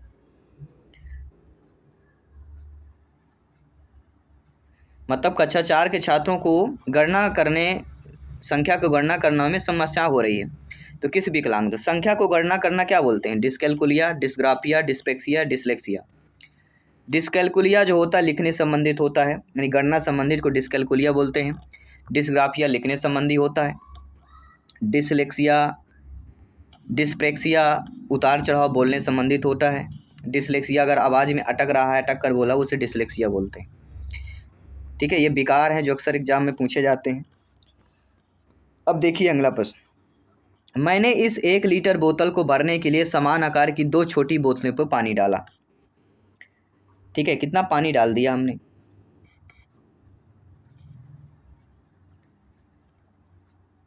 अब 2 छोटी बोतलों को पानी डालने के बाद प्रत्येक छोटी बोतल में कितना पानी आएगा? 1 लीटर की बोतल को भरने के लिए समान आकार की 2 छोटी बोतलों पर पानी डाल दिया, तो प्रत्येक छोटी बोतल में कितने आएगा? 1 लीटर का आधा कितना होता है भाई? 1 लीटर में 1000 ml होता है। दो बोतल है तो 2 को से भाग कर दीजिए तो 500 ml आ जाएगा, तो एक बोतल में 500 ml भरेंगे। बहुत ही सिंपल सा प्रश्न। अगर तीसरी क्लास का बच्चा भी इस प्रश्न को लगा लेगा। ये आपके टेट एग्जाम में पूछा गया, लेकिन थोड़ा घुमा फिरा के पूछ लिया गया, डायरेक्ट न पूछ के इनडायरेक्ट पूछा गया। ज्यामिति के जनक के रूप में किसे जाने जाते हैं? तो ज्यामिति के जनक सभी लोग जानते हैं, किसको बोलते हैं? पाइथागोरस, भास्कराचार्य, यूक्लिड या ब्रह्मगुप्त, किसको बोलते हैं? सभी लोग बताइए। जी हाँ, सभी को कमेंट करना है। ज्यामिति के जनक के रूप में किसे जाना जाता है? देखिए, जब भी ज्यामिति की बात की जाती है यूक्लिड का नाम आता है। प्राचीन ग्रीक गणितज्ञ, इन्होंने लगभग 300 ईसा पूर्व अलेक्जेंड्रिया में रहते थे और अपने अपनी प्रसिद्ध पुस्तक एलिमेंट्स में उस समय के सभी ज्यामिति ज्ञान को तार्किक सिद्धांतों के रूप में संकलित और व्यवस्थित किया इन्होंने। तो Euclid is the right answer. इसके बाद बढ़ेंगे आपके अगले प्रश्न की तरफ। अगला प्रश्न भी बहुत ही प्यारा सा है और प्यारा सा आप लोग फीडबैक करेंगे।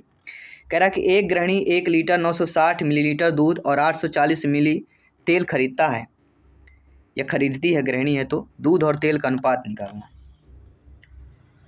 1 लीटर 960 ml, तो 1 लीटर में 1000 होता है, 1000 ml और 960 ml को जोड़ देंगे तो 1960 ml बन जाएगा और अनुपात में यानी बटे में 840 ml कर दीजिए।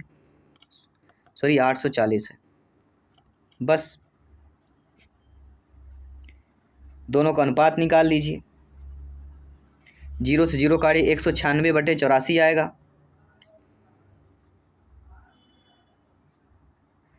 और कितना होता है? 84 का 3 भाग करिए, कितने से आएगा?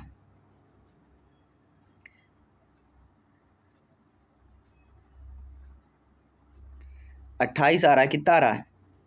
बराबर 7/3 आ जाएगा वैल्यू। 7/3 विकल्पों के अनुसार देखिए, 7/3 का तात्पर्य होता है अगर अनुपात में निकालें तो 2:1 हो जाएगा। 7/3 का मतलब 2:1 के अनुसार हो जाएगा। ये त्रुटि हो गई होगी प्रिंटिंग में यहाँ पे, तो 2:1 सही होगा यहाँ पे। और अक्सर ऐसे ही एग्जाम में त्रुटियाँ होती हैं ऑप्शन को लेके। 360 माह में 2.5 वर्ष का अनुपात निकालिए। 360 माह है तो 205 मतलब 2.5 वर्ष का कितना अनुपात होगा? 12 वर्ष का 1 वर्ष होता है तो 12 दूनी 24, 5 कितना होगा? 2.5, 24 और 6 30 माह, तो 0 से 0 कट गए, 36/3 तो 12:1 आ जाएगा। 12 36 होता है, 12:1 तो 1:12 नहीं करना है, गलती मत करिए, ये 12:1 ही करना है क्योंकि बड़ी संख्या 360 माह पहले है और अक्सर एग्जाम में गलतियां होती हैं। अगला, यदि ए को 2/3 और बी को 4/5 के बराबर हो तो a/b के वैल्यू निकालेंगे। कैसे निकालेंगे? ए को 2/3 मतलब 2/3 ए तिहाई कर दीजिए और 4/5 बी को कर दीजिए। अब a/b की वैल्यू निकालिए, तो a/b बराबर यहाँ पे वैल्यू हमारी क्या आ जाएगी? 4/5 गुणे 3/2, अक्सर बटे में उलट संख्या दी जाती है, तो बराबर 2 दूनी 4, 2 3 6/5 आएगा। 6/5 यानी ये देखिए कैसे संख्या, मान ली 1/2 की भागे 4/5 है तो हम क्या लिख सकते हैं? 1/2 इसको गुणे करेंगे 5/4 लिख देंगे, नीचे की वैल्यू उल्टा कर देते हैं गुणा। इसी प्रकार से जैसे आपको इसमें आपका वैल्यू हमने क्या किया, पहले 2/3 तो 2/3 कर दिया, 4/5 है ना, इसके बटे में 4/5 था तो इसको हम ऊपर ला के 5/4 कर देते, 4/5, क्योंकि ऑलरेडी अनुपात में था, ना, तो 2/3, इसलिए हमारा राइट आंसर क्या होगा? 6:5 सही हो जाएगा। इसके बाद निम्नलिखित में से किसे विज्ञान का जनक मानते हैं? तो विज्ञान का जनक किसे माना जाता है? सभी लोग जानते हैं विज्ञान के जनक गणित को मानते हैं, मैथमेटिक्स को विज्ञान का जनक माना जाता है। फिर आगे की मुख्य उपचारात्मक निर्देश क्या होता है? तो मुख्य उपचारात्मक जो निर्देश होता है वह शाखा कार्यक्रम और समायोजी उपकरण, ये दोनों कहला जाते हैं। तो ये C option according to question हमारा यहाँ पे सही हो जाएगा। इसके बाद देखते हैं अगला प्रश्न, कह रहा है कि यदि प्लस का अर्थ घटाना हो, ऋण का अर्थ गुणा हो और भाग का अर्थ जोड़ हो और गुणा का अर्थ भाग हो तो मान बताइए। ये अक्सर इस प्रकार से 2-3 प्रश्न आएंगे, ठीक है, तो चिन्हों को परिवर्तित करना है। देखिए, पहला हमारी संख्या माइनस आ रही, तो माइनस को क्या कह रहा है? माइनस का अर्थ गुणा करना है, तो गुणा कर लीजिए। फिर 3 आ गया, प्लस आ रहा है तो प्लस का अर्थ घटाना कर लेना है, फिर 10 कर लीजिए। अब गुणा आ रहा है, गुणा की जगह क्या करना है? भाग करना, तो यहाँ पे भाग कर लीजिए, फिर 5 कर दीजिए। फिर आ रहा भाग, तो भाग की जगह हमें क्या करना है? भाग की जगह जोड़ना है, तो जोड़ कर दीजिए 5। ये आपकी बन गया समीकरण। प्रश्न के अकॉर्डिंग। अब इसको आप हल कर लीजिए। 5 × 3 यानी 15 3 45। 5 का भागे 10 दोगे 2 आ जाएगा, धन 5। 45 ऋण 2 धन 5। 45 5 50 में 2 जाएगा, 48 आएगा। 48 जो बी ऑप्शन में दिया गया है वह हमारा यहाँ पे सही हो जाएगा। इसके बाद देखिएगा अगला प्रश्न क्या कह रहा है। दिए गए इंटरचेंज चिन्ह मतलब भाग की जगह गुणा, भाग और गुणा को आपस में बदलना है, और संख्या 3 और 2 को आपस में बदलना है। इंटरचेंज वाला थोड़ा सा ध्यान रखिएगा। तो 3 और 2 को आपस में बदलना है। नए व्यंजक क्या बनेगा, 14 गुणे को भाग कर देना तो भाग कर दीजिए, 3 है तो 2 कर दीजिए, गुणे 3 कर दीजिए। ये इंटरचेंज के आपका नया शब्द बन जाएगा। और बोर्ड मास के अकॉर्डिंग पहले हम भाग की क्रिया करते हैं। तो 2 सत्ते 14, 7 गुणे 3 7 त्रिक 21, यानी पहला ऑप्शन सही हो जाएगा। सभी लोगों ने समझा। परीक्षा आइटम निम्न प्राप्तकर्ताओं और उच्च प्राप्तकर्ताओं में भेद नहीं कर सकता है जब इसका मान कम हो। किससे कम होगा? जो परीक्षा आइटम होता है प्राप्तकर्ता और उच्च प्राप्तकर्ताओं में भेद नहीं कर पाए, इसका मान किससे कम होना चाहिए? तो इसका मान जो है आपका 0.30 से कम होता है। परीक्षा आइटम प्राप्तकर्ता में उच्च प्राप्तकर्ता में भेद नहीं कर सकता जब इसका मान 0.30 होता है, तो वह भेद नहीं कर सकता। यह आपको ध्यान रखना है। अगला, निम्नलिखित में से कौन जो है सबसे व्यापक और विस्तृत अवधारणा होती? सबसे व्यापक और विस्तृत अवधारणा किसकी होती है? परीक्षा, उद्देश्य, माप या मूल्यांकन की। तो सबसे व्यापक और विस्तृत जो अवधारणा होती है इवैल्यूएशन, मूल्यांकन की होती है। इसलिए D option according to question हमारा यहाँ पे सही हो जाएगा। कौन सा सबसे वांछनीय हो जाएगा? यहाँ पे सबसे वांछनीय इसमें कौन होगा? शिक्षक श्यामपट्ट का सदुपयोग करें। तो सदुपयोग करना, शिक्षक को स्पष्ट और जोर से बोलना चाहिए, शिक्षक को छात्रों को कक्षा में शोर करने की अनुमति नहीं देनी चाहिए, या शिक्षक को विषय वस्तु के यथासंभव कठिन पहलुओं की व्याख्या करनी चाहिए। तो देखिए सबसे वांछनीय इसमें यही है कि शिक्षक को क्या करना है, विषय वस्तु को यथासंभव कठिन पहलुओं को व्याख्या कर दे, ताकि कठिन पहलू जो हो वो बच्चे समझें, उसका अर्थ स्पष्ट से समझ सकें। ये बेहतर आपका हो जाएगा। फिर अगला है, निम्नलिखित में से किस संसाधन का उपयोग शिक्षकी त्रिविमी अर्थात 3D वस्तुओं को, ज्यामिति को समझने के लिए करता है? तो इसके समझने के लिए क्या किया जाता है? इसको समझने के लिए क्या करते हैं सभी लोग बताइए। इसको समझने के लिए टेनिस गेंद, एक कमरा, एक हाल तीनों कर सकते हैं, लेकिन बेलनाकार छड़ को छोड़कर इन तीनों को कर सकते हैं। तो सी को छोड़कर सभी, डी ऑप्शन सही हो जाए।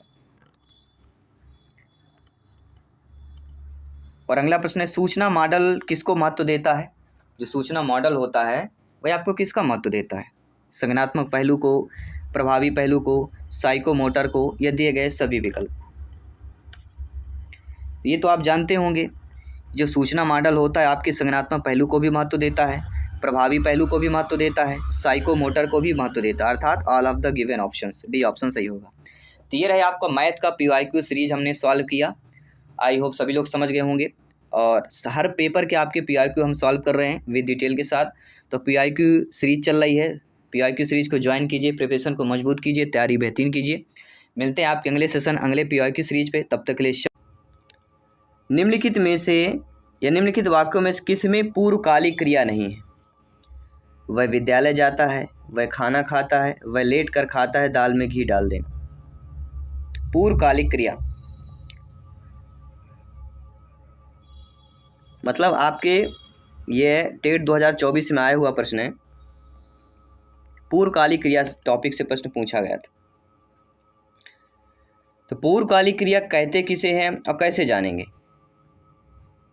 एग्जाम्पल्स जानना सभी लोगों को जरूरी हो जाता है। तो वह विद्यालय जाता है, वह खाना खाता है, दाल में घी डाल देना। अब आपको लगा होगा डी ऑप्शन में डिफरेंट लग रहा है, बाकी खाता है, आता है, ये करता है, दाल में घी डाल देना, ये सारी चीज़ें दी गई। तो जब कर्ता एक क्रिया समाप्त करके तुरंत दूसरी क्रिया शुरू करता है तो पहली समाप्त हुई क्रिया पूर्वकालिक क्रिया कहलाती है। इसकी मुख्य पहचान कैसे होती? धातु के साथ कर या करके जुड़ा रहना। जैसे वह नहाकर खाना खाएगा, पूर्वकालिक क्रिया होगी। श्याम दूध पर घूमने जाएगा, वह पूर्वकालिक होगी। बालक पढ़कर सो गया, वह पूर्वकालिक क्रिया होगी।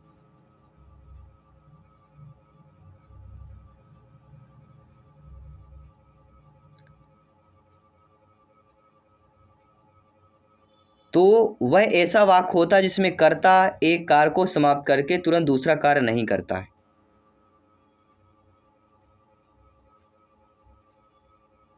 ठीक है, तो सभी लोग बताइए इसका राइट आंसर क्या होगा। और ऐसा नहीं आपके टेट एग्जाम में आया हुआ प्रश्न है। और बता दूं, इस प्रकार से एक प्रश्न जो है आपके एग्जाम में रखा हुआ है।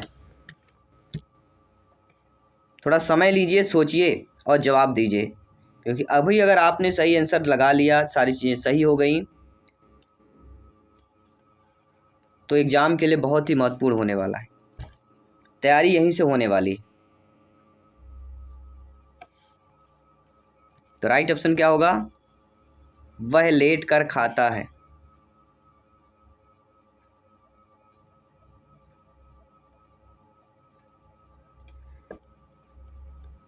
ठीक है, सभी लोग समझ गए।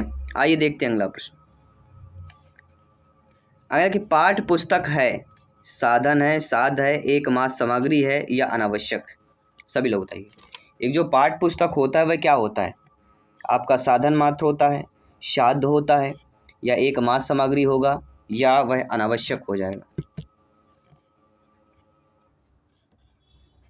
तो आप सभी लोग जानते हैं, आप सभी लोग ज्ञानी सर्वव्याख्याता लोग हैं, कि पाठ्य पुस्तक एक साधन होता है। क्या है? पाठ्य पुस्तक जो कहलाएगा एक साधन के रूप में कार्य कहलाया जाए। और इस प्रकार साधन साध टॉपिक से लेके एग्जाम में प्रश्न पूछा जाता है। अगला प्रश्न है, भाषा कौशलों के संदर्भ में कौन सा कथन उचित दिया गया है?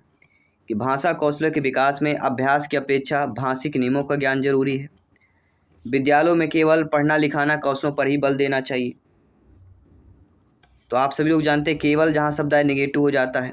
अभ्यास की अपेक्षा, अभ्यास की उपेक्षा जहाँ की जाए, अपेक्षा की जाए, वो भी निगेटिव हो जाएगा। बच्चे केवल सुनना, बोलना, पढ़ना लिखा कौशल से ही सीखते हैं। तो केवल शब्द यहाँ भी दे दिया गया, तो ये भी निगेटिव कहला गया। तो बचता है हमारा डी ऑप्शन, कि भाषा के चारों कौशलों परस्पर अंतर संबंधित है। बिल्कुल सही बात है। तो ये आपने जान लिया निगेटिव हमने कैसे पहचाना। यहाँ पे अपेक्षा दिया गया, केवल दिया गया, केवल दिया गया, इससे हमें पता चल जाता है ये निगेटिव ऑप्शन है। ठीक है, चलिए बढ़ते हैं आपके अगले प्रश्न की तरफ। सभी कमेंट कीजिएगा, सभी ब्रदर सिस्टर टीचर्स जिनका सपना है शिक्षक बनना, टीटी एग्जाम को फतेह करना। जयसवाल सर आप सभी का अभिनंदन, स्वागत करते हैं। आप सभी के माता पिता को प्रणाम और नमस्कार करते हैं। दोस्तों, ज्ञानात्मक पद से संबंधित अंतिम उद्देश्य क्या होगा? मूल्यांकन, संश्लेषण, बोध या विश्लेषण हो जाएगा? आप सभी लोग कमेंट कीजिएगा। ज्ञानात्मक पद से संबंधित अंतिम उद्देश्य, तो आप सभी लोग जानते हैं ज्ञानात्मक पक्ष में जो अंतिम उद्देश्य होता है वह कहीं ना कहीं संश्लेषण होता है। लेकिन आपके मन में ये भी प्रश्न होगा कि ज्ञानात्मक पक्ष से संबंधित उद्देश्य कौन कौन है, क्योंकि ये भी एक टॉपिक एग्जाम में पूछा जाएगा। तब आपका जवाब कैसा होगा? भाई यहाँ पे अंतिम उद्देश्य तो हमने जान लिया, संश्लेषण है, लेकिन अन्य जो उद्देश्य है उनको भी तो जानना जरूरी है। आने वाले एग्जाम में उनसे भी संबंधित प्रश्न पूछा जाएगा। तो आप लोग कैसे सॉल्व करेंगे जब उनसे संबंधित प्रश्न आएगा? तो उनसे हमें नॉलेज होना चाहिए। कि आपके नॉलेज में है तो आप लोग भी हमें कमेंट बॉक्स में इसका बता सकते हैं। चलिए आइए बात कर ले। ज्ञानात्मक पद संबंधित अंतिम उद्देश्य जो होता है वह क्या होना चाहिए? पहला, ब्लूम के संज्ञानात्मक पक्ष के चरण में देखा जाए तो पहला होता है ज्ञान, दूसरा होता है बोध,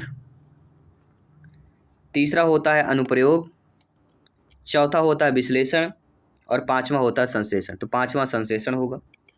ठीक है, संश्लेषण मतलब होता है एक नए रूप में जोड़ना, संशोधित, वर्गीकरण, सृजन और कहा गया।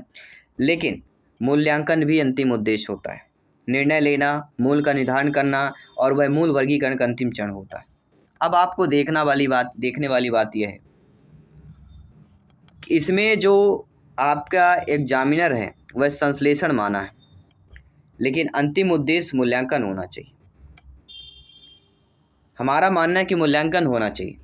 लेकिन वहाँ पे संश्लेषण माना गया है। तो अकॉर्डिंग टू क्वेश्चन तो मूल्यांकन यहाँ पे ए ऑप्शन होगा, लेकिन ईएसबी ने इसको संश्लेषण माना है। और इसी प्रकार के जो प्रश्न होते हैं फिर, क्योंकि ज्ञानात्मक पर अंतिम उद्देश्य मूल्यांकन आएगा, लेकिन सभी लोगों ने मूल्यांकन किया होगा, ईएसबी ने इसको संश्लेषण सही मान लिया। आइए देखते हैं अगला प्रश्न। किस विधि के द्वारा पढ़ने पर गद्य के गुण दोषों की आलोचना करनी पड़ती है? व्यास, तुलना, खंडान्वय, समीक्षा विधि। ऐसी विधि दोस्तों जिसके पढ़ने पर गद्य के गुण दोषों की आलोचना होती है, वह कौन सी विधि है? चलिए सभी लोग बताइए। हर क्वेश्चन का पंचनामा करेंगे, तोड़ेंगे, मरोड़ेंगे, जानेंगे, क्योंकि हमें क्या करना है, एग्जाम को क्वालिफाइड करना है। तो जिस विधि के द्वारा पढ़ने पर गद्य के गुण दोषों की आलोचना करनी पड़ती वह कहलाती समीक्षा विधि। समीक्षा विधि में क्या होता है, छात्र गद्य पाठ की पूरी समीक्षा करते हैं, फिर उसके गुण दोषों की आलोचना और विवेचना करते हैं। व्यास विधि के बारे में अगर आ गया तो व्यास विधि कथा या गद्य खंड के विस्तार और स्पष्टीकरण से संबंधित। अगर कथा या गद्य खंड के विस्तार से या स्पष्टीकरण से संबंधित कोई प्रश्न आए तो व्यास विधि कीजिए। तुलना विधि में क्या होता है, तुलना विधि में दो रचनाएं पात्रों के बीच तुलना की जाती है, तुलना विधि हो जाती है। और खंडान्वय विधि तो आप जानते होंगे कि इसमें गद्य पाठ के खंडों या वाक्यों का अर्थ स्पष्ट किया जाता है, तो खंडान्वय विधि हो जाती है। यहाँ पर अकॉर्डिंग टू क्वेश्चन आपका जहाँ आलोचना की बात करें गुण दोषों की तो समीक्षा विधि हो जाए। इसके बाद बढ़ते हैं आपके अगले प्रश्न की। अशुद्ध वाक्य का चयन करना। मैं आपकी महानता से परिचित हूँ, उसके प्राण पखेरु उड़ गए, मैंने तेरे को कहा तो था, वह खाई बहुत गहरी है। अब इस प्रश्न को देखिए जरा, सारे ऑप्शन को ध्यानपूर्वक देखिए, समय लीजिए, क्योंकि यहाँ पर कोई पाबंदी टाइमिंग की नहीं है, कितने समय में इतने क्वेश्चन करना है। समय लेके जितना ज़्यादा बेहतर समझेंगे उतना आप सभी के लिए बेहतर होगा। तो अशुद्ध वाक्य हमने कहाँ पे देखा कि मैंने तेरे को कहा था, मैंने तेरे को कहा तो था, क्योंकि तेरे का प्रयोग व्याकरण के अनुसार गलत है। इसकी जगह क्या होगा, तेरे को जगह क्या होना चाहिए, अगर आपको पता है तो आप लोग भी हमें कमेंट बॉक्स में बता सकते हैं। तेरे की जगह यहाँ ना होना चाहिए मैंने तुमसे कहा तो था, ये होना चाहिए। और यहाँ पे दिया गया कि मैं आपकी महानता से परिचित हूँ, बिल्कुल शुद्ध वाक्य है। उसके प्राण पखेरु उड़ गए, ये भी शुद्ध वाक्य है। वह खाई बहुत गहरी, ये भी शुद्ध वाक्य है। मैंने तेरे को कहा था, अशुद्ध वाक्य है, यहाँ पे होना चाहिए मैंने तुमसे कहा तो था। ठीक है, चलिए आइए देखते हैं अगला प्रश्न। अगला प्रश्न बहुत ही प्यारा सा दिया गया, निम्नलिखित में सूक्ष्म शिक्षण में छात्र अध्यापक द्वारा प्रक्रिया का अंग कौन सा नहीं होता है? उद्देश्य शिक्षण, पुनः शिक्षण, पाठ योजना का निर्माण। इसको भी आप जानते होंगे, कैसे जानते हैं? सूक्ष्म शिक्षण दिया गया है, ये इसको समझ लीजिए, आपको उत्तर क्लियर हो जाएगा। सूक्ष्म शिक्षण में छात्र अध्यापक द्वारा प्रक्रिया का अंग कौन सा नहीं होगा? देखिए इसमें तो शिक्षण होगा, पुनः शिक्षण भी हो सकता है, पाठ योजना का निर्माण हो सकता है, लेकिन उद्देश्य कथन अंग नहीं होगा। किसी भी सूक्ष्म शिक्षण में छात्र अध्यापक द्वारा प्रक्रिया का अंग उद्देश्य कथन नहीं होगा। बाकी कौन कौन से, आपका शिक्षण अंग हो जाएगा, पुनः शिक्षण हो जाएगा, पाठ योजना, तीनों हमारे अंग कहला जाएंगे। सभी लोग समझ गए, बहुत बहुत धन्यवाद सभी का। और हमारी संस्था की टॉपर नोट्स भी आ चुकी है। टॉपर नोट्स प्राप्त करने के लिए 9630689598 इसमें आपको व्हाट्सएप करना है। व्हाट्सएप करेंगे, संस्था द्वारा आपको रिप्लाई मिल जाएगा। टर्म्स एंड कंडीशन को फॉलो कीजिए, टॉपर नोट्स प्राप्त करिए। ये टॉपर नोट्स आपकी तैयारी को 15 से 20% और मजबूत कर देंगे और सुदृढ़ कर देंगे, यानी आपकी तैयारी और पक्की कर देंगे टीटी एग्जाम को फतेह करने के लिए। चलिए आइए बात करेंगे अगले प्रश्न की। निम्न में से प्रारंभिक स्तर पर कविता शिक्षण की उपयुक्त प्रणाली कौन सी होती है? गीत प्रणाली, अभिनय प्रणाली, गीत अभिनय प्रणाली या अनुच्छेदन प्रणाली? देखिए जब भी आपके प्रारंभिक स्तर में कविता शिक्षण की प्रणाली पूछी जाए तो आपको एक दिमाग रखना है, वह होती गीत अभिनय प्रणाली। इसमें क्योंकि इसमें प्रारंभिक स्तर में फर्स्ट से लेके आपके 5th क्लास तक के बच्चों की बात की जाती है ना, इसमें बच्चों को गीत के द्वारा, अभिनय के द्वारा बच्चों को सिखाया जाता है, जिससे बच्चे इंटरेस्ट होते हैं, बच्चे सीखते हैं, समझते हैं और समय देते हैं। तो कुछ बच्चे अगर गीत और खेल के माध्यम नहीं सिखाएंगे तो बच्चे ऊब जाएंगे। तो गीत खेलों में बच्चे का मन लगता है और इस प्रकार से वह सीख भी जाते हैं। तो गीत अभिनय प्रणाली बेस्ट होती है प्राइमरी लेवल के लिए। अगला, शिक्षक को पाठ पढ़ाने के बाद बच्चों को किस तरह के सवाल उनकी समझ का मूल्यांकन करने में सहायक नहीं होता है? आप खुद शिक्षक है, आप खुद सोचिए कि आपको पाठ पढ़ाने के बाद बच्चों को किस तरह के सवाल उसकी समझ का मूल्यांकन करने में सहायक नहीं होगा। देखिए पढ़े गए पाठ को जोड़ते अपने निजी अनुभवों को व्यक्त करने वाला प्रश्न।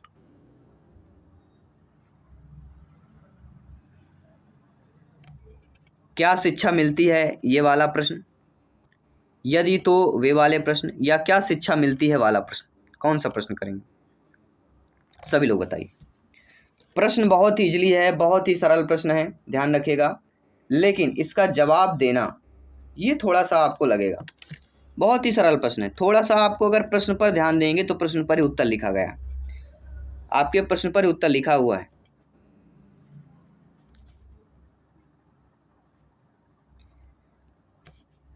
देखिए, समझ के मूल्यांकन से जुड़ी बातें होती हैं कि पढ़े गए पाठ से जो जोड़ते अपने निजी अनुभव को व्यक्त करेंगे तो कहीं ना कहीं उनकी समझ मूल्यांकन होगा। क्या शिक्षा मिलती है वाला प्रश्न ये भी हो सकता है, या क्या शिक्षा मिलती है वाला प्रश्न, ये दो डबल रिप्लाई होगा। यदि तो वे वाले प्रश्न, यदि तो वाले प्रश्न, अगर ऐसा हुआ तो यदि तो क्या होगा? देखिए, बच्चों के व्यक्तिगत जुड़ाव और जीवन कौशल को परखते हैं जो निजी अनुभव होता है, तो ये निजी अनुभव मूल्यांकन बेस्ड आएगा। शिक्षा वाले प्रश्न अगर आता है कि क्या शिक्षा मिलती है, तो पाठ का मुख्य उद्देश्य व निष्कर्ष को दर्शाता है। लेकिन यदि तो वाला प्रश्न है, मात्र परिकल्पनाएं बढ़ाते हैं, मूल पाठ की समझ को ठोस का आकलन नहीं होता है, इसलिए अकॉर्डिंग टू क्वेश्चन यदि तो वाला प्रश्न ये मूल्यांकन में सहायक नहीं होगा। तो according to question third option यहाँ पे सही हो जाए। सभी लोग समझ गए? आइए बढ़ते हैं अगले प्रश्न की तरफ। बच्चों के मौखिक अभिव्यक्ति का विकास करने के लिए सबसे कम प्रभावी तरीका क्या होगा? बातचीत, अपने अनुभव का निर्माण, संवाद, या व्याकरण आधारित संरचना अभ्यास? तो आप सभी लोग जानते समझते हैं कि बच्चों के मौखिक व्यक्ति का विकास करने के लिए सबसे कम जो प्रभावी होगा वह कौन सा होगा? सभी लोग बताइए। हर प्रश्न का यहाँ पे पंचनामा करेंगे, हर प्रश्न का पंचनामा के साथ उसका डिटेल जानेंगे और समझेंगे और आपका फीडबैक जानेंगे, राइट आंसर जानेंगे। सभी प्यारे में सभी शिक्षक बंधु कमेंट कर दीजिएगा। तो जो व्याकरण आधारित संरचना है ये बच्चों के मौखिक व्यक्ति का विकास करने का सबसे कम प्रभावी आएगा। बातचीत करें, अपने अनुभव का वर्णन करें, संवाद अदायगी तो सबसे बेस्ट होता है, लेकिन व्याकरण आधारित संरचना ये जो होता है अभ्यास, ये कहीं ना कहीं मौखिक अभिव्यक्ति का विकास करने में सबसे कम प्रभावी व्याकरण आधारित करेगा। बातचीत से मौखिक होगा, अपने अनुभव का वर्णन करेंगे तो और बेहतर होगा, क्योंकि व्याकरण आधारित में क्या होता है, बच्चों में केवल नियम शुद्धता पर ध्यान होगा, जिससे मौलिक स्वतंत्रता मौखिक व्यक्ति का विकास इसमें सीमित हो जाता है। इसलिए अकॉर्डिंग टू क्वेश्चन ये बातचीत तरीका सबसे कम होगा। आइए देखते हैं अगला प्रश्न। अगला प्रश्न, मौखिक अभिव्यक्ति के समय होने वाली त्रुटियों पर बार बार टोकने से क्या होगा? कि बच्चे धीरे धीरे खामोश होने लगते हैं, बच्चे के भीतर आत्मविश्वास बढ़ता है, बच्चों की त्रुटियां खत्म हो जाती हैं, बच्चे अपनी त्रुटियों के कारण को समझ जाते हैं। राइट आंसर क्या होगा? मौखिक अभिव्यक्ति के समय होने वाली त्रुटियों को बार बार टोकने से क्या होगा? अक्सर आप देखते होंगे जो त्रुटियां होती हैं तो फिर आप बार बार बच्चों को टोकते हैं, तो ये टोकना क्या होगा?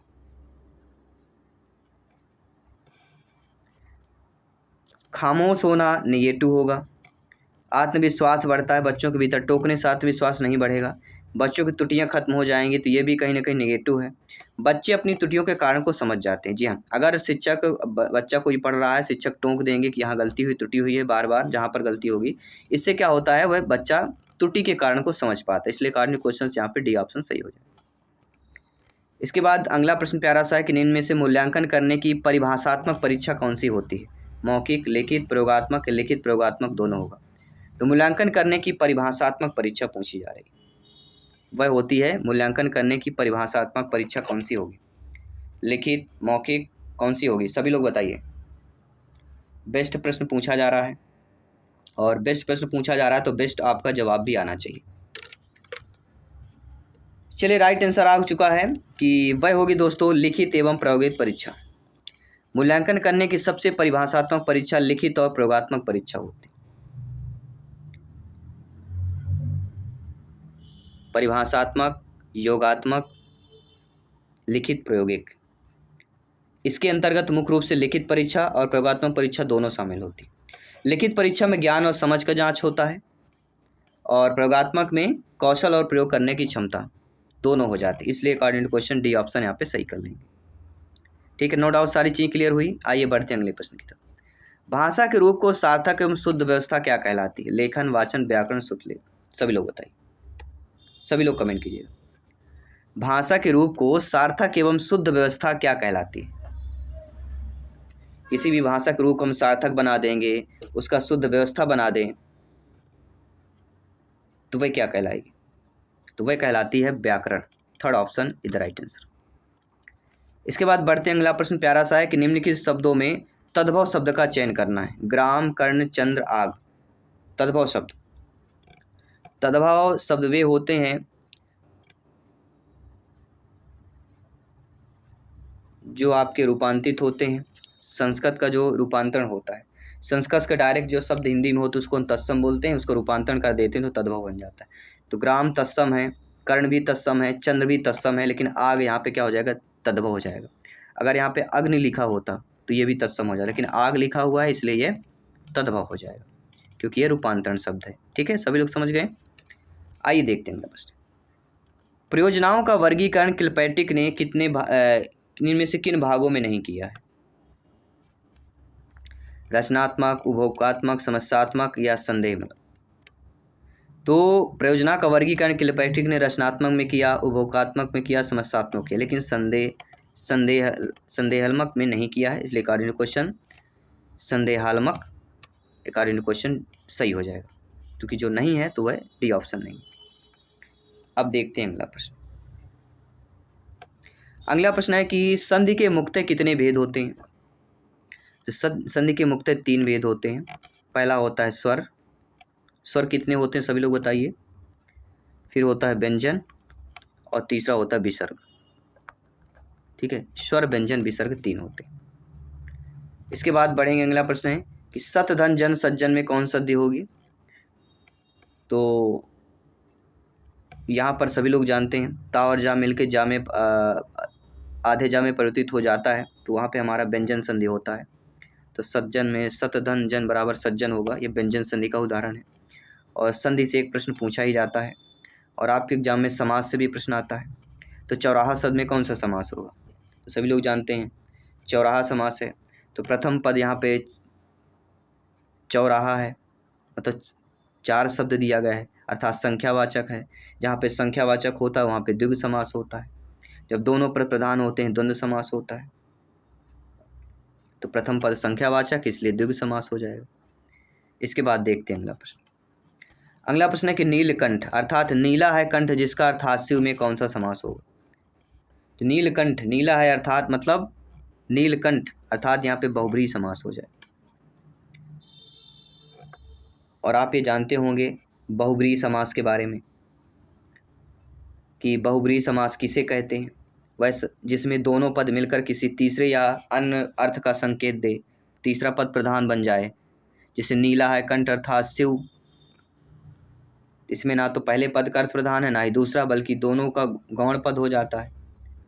तो हमारी बहुब्रीहि समास की पहले पहचान है तीसरे अर्थ की प्रधानता होना। अब विग्रह करने का तरीका क्या होता है?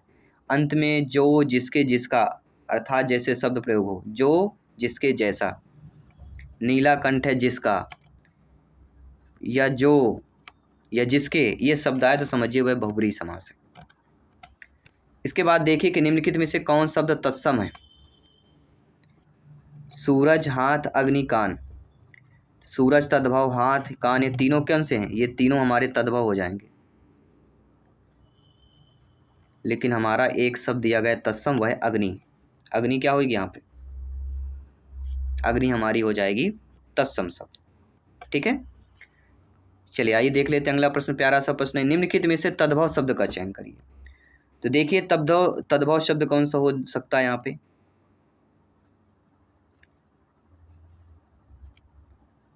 देखिए मयूर तत्सम हो गया, दंत, दुग्ध, ये हमारे कैसे तत्सम शब्द हो गए। तत्सम शब्द ये होते हैं जो संस्कृत से डायरेक्ट लिए जाते हैं। तद्भव होगा मोर। मोर का तत्सम क्या होगा सभी लोग बताइए? मयूर दिया गया है, तो मोर यहाँ पे तद्भव हो जाएगा। अगला है अनुराग शब्द का सही विलोम क्या होगा? चिराग, राग, प्रेम, आसक्ति। तो जो आपके अपठित गद्यांश पद्यांश दिए रहेंगे उनसे शब्द लिए रह जाएंगे और उनसे पूछा जाएगा इसमें से आप विलोम बताइए, पर्यायवाची बताइए। तो अनुराग का विलोम होता है विराग। प्रेम का विलोम क्या होगा सभी लोग बताइए? प्रेम का विलोम सभी लोग कमेंट करके बताइए। अमृत शब्द का पर्यायवाची शब्द नहीं है। देखिए अमृत सुधा होता है, सोम होता है, पीयूष होता है। पावक किसका है? पावक अग्नि का पर्यायवाची। तो ये according to question D option सही हो जाए। इसके बाद अगला प्रश्न देखते हैं, जो सब कुछ जानता हो वाक्यांश के लिए एक शब्द बताइए। अल्पज्ञ, सर्वज्ञ, अज्ञानी, विद्वान। जो सब कुछ जानता हूँ उसके लिए हम क्या बोलते हैं? सर्वज्ञ ज्ञाता। कहते हैं सर्वज्ञ ज्ञाता है वो, सब कुछ जानता है। बी ऑप्शन सही करें। तो एक शब्द एक वाक्य वाला भी आता है। आंखों में धूल झोंकना मुहावरे का बताइए, तो एक मुहावरा भी पूछा जाएगा। आंखों में धूल झोंकना मतलब सभी लोग जानते हैं, धोखा देना। फिर अगला प्रश्न पूछा जा रहा है कि सफलता शब्द में कौन सी संज्ञा होगी? संज्ञा भी पूछ लिया गया। तो सफलता यहाँ पे जातिवाचक ना है, क्योंकि व्यक्ति का भी नाम नहीं दिया तो व्यक्ति नहीं होगा। सफलता यहाँ पे कोई समूह का भी जिक्र नहीं है तो होगा भाववाचक संज्ञा। और संज्ञा में पूछे जाए जाति, व्यक्ति, भाव, समूह, इन चारों संज्ञा को पढ़ लीजिएगा, चारों उदाहरण को पढ़ लीजिएगा, इनसे रिलेटेड आपके एग्जाम में प्रश्न पूछा जाएगा। शिक्षक ने छात्र को पढ़ाया, इस वाक्य में कौन सा कारक है? शिक्षक ने किसको पढ़ाया? छात्र को। कर्ता ने कर्म को, शिक्षक ने पढ़ाया। शिक्षक ने छात्र किसको पढ़ाया? को पढ़ाया। तो को विभक्ति किस में आती है? कर्म कारक में आती है, कर्म कारक हो जाए। और कारक से एक प्रश्न पूछा जाता है, चाहे संस्कृत हो चाहे हिंदी हो, दोनों भाषाओं में कारक से प्रश्न आते हैं। अगला प्रश्न है कि वृक्ष से पत्ते गिरते हैं, वाक्य में किस कारक से? अलग होने के अर्थ में, अर्थात अलग होने के अर्थ में कौन सा होगा? अपादान कारक आता है। भाई वृक्ष से पत्ते गिर रहे हैं तो अलग हो रहे हैं, नीचे गिर रहे हैं, तो जहाँ पे अलग होने का अर्थ होगा वह अपादान कारक वहाँ पे आता है। फिर आपका अगला प्रश्न है कि निम्नलिखित में से शुद्ध वर्तनी वाले शब्द बताइए। उज्ज्वल कई बार आ चुका है और ऐसे प्रश्न आते हैं। तो उज्ज्वल का सही शुद्ध रूप क्या होता है? दोनों आधा जा रहे। क्या सही है ये बताइए, सभी लोग बताइए।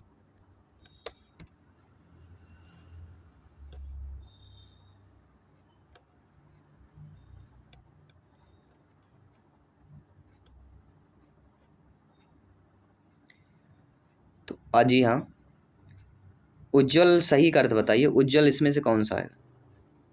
उज्ज्वल जिसमें डबल जा आधे रहें, वह रहे ला है, वह होता है। और इसका अर्थ होता है चमकदार, प्रकाशमान और स्वच्छ होता है। तो यहाँ पे जो बी ऑप्शन है उज्ज्वल का वो सही होगा। दोनों आधे जा रहेंगे वह शुद्ध होता है। ठीक है। और आपके स्क्रीन पर प्रश्न है कि उत्कर्ष शब्द में कौन सा उपसर्ग लगा हुआ है? तो ये तो आप भली भांति जानते होंगे कि उत्सर्ग में कौन सा उपसर्ग लगा हुआ है। उत उपसर्ग लगा हुआ है और उत उपसर्ग आपका पहला ऑप्शन है। तो ये हमने आपकी हिंदी भाषा का PYQ सीरीज निकाला, जिसमें 30 प्रश्न महत्वपूर्ण प्रश्न किए। 30 में से आपके क्या स्कोर आज सभी को कमेंट करके अवश्य बताना है। बाकी सभी क्लासेस चल रही हैं, सभी PYQ सीरीज चल रहे हैं। गद्यांश कह रहा है कह श्रेष्ठ है अहम इसरो व राजा भवत तस्य राज्यसभायाम एकादा महान पंडित समागतैः। कह श्रेष्ठ है यदि कश्चन उत्तरं सही पृच्छन्ति तु निश्चितम् अस्ति इति पंडितः विचारम् अपृच्छत् पंडितः निश्चल अभवत् राजा च व्यक्ति देवाः विकल्पम कथम दिवत्। ये एक गद्यांश दिया गया है। इस गद्यांश से अब आपके पेपर में प्रश्न होंगे, उन सभी प्रश्नों को देखेंगे और सॉल्व करेंगे। तो पहला प्रश्न क्या पूछा गया है? पंडितस्य प्रश्नस्य उत्तरम किम अभवत्। गद्यांश के अनुसार पंडित के प्रश्न कितने विकल्प जो है प्रस्तुत किए गए हैं। तो यहाँ पे आप लोग देखेंगे इति पंडितः विचारम अपृच्छत् पंडितः निश्चल अभवत् राजा च व्यथित देव विकल्पम कथम दीतम। तस्य राजाभ्याम एकादा महान पंडित समागतैः कः श्रेष्ठ है यदि कश्चन उत्तरम सही पृच्छति तो निश्चितम अस्ति। यहाँ पे द्वि विकल्प है, अर्थात पंडित प्रश्न उत्तर किम अभवत्। गद्यांश के अनुसार राजा के समक्ष पंडित के प्रश्न के दो विकल्प प्रस्तुत हुए।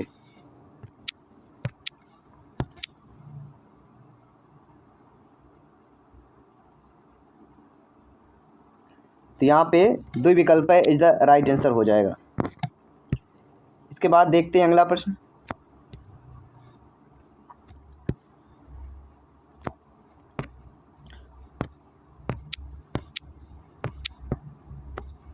अगला प्रश्न कह रहा है यदि कह अपि उत्तरम सही पृच्छति तो निश्चितम अस्ति ऐसा वाक्य किम व्ययम।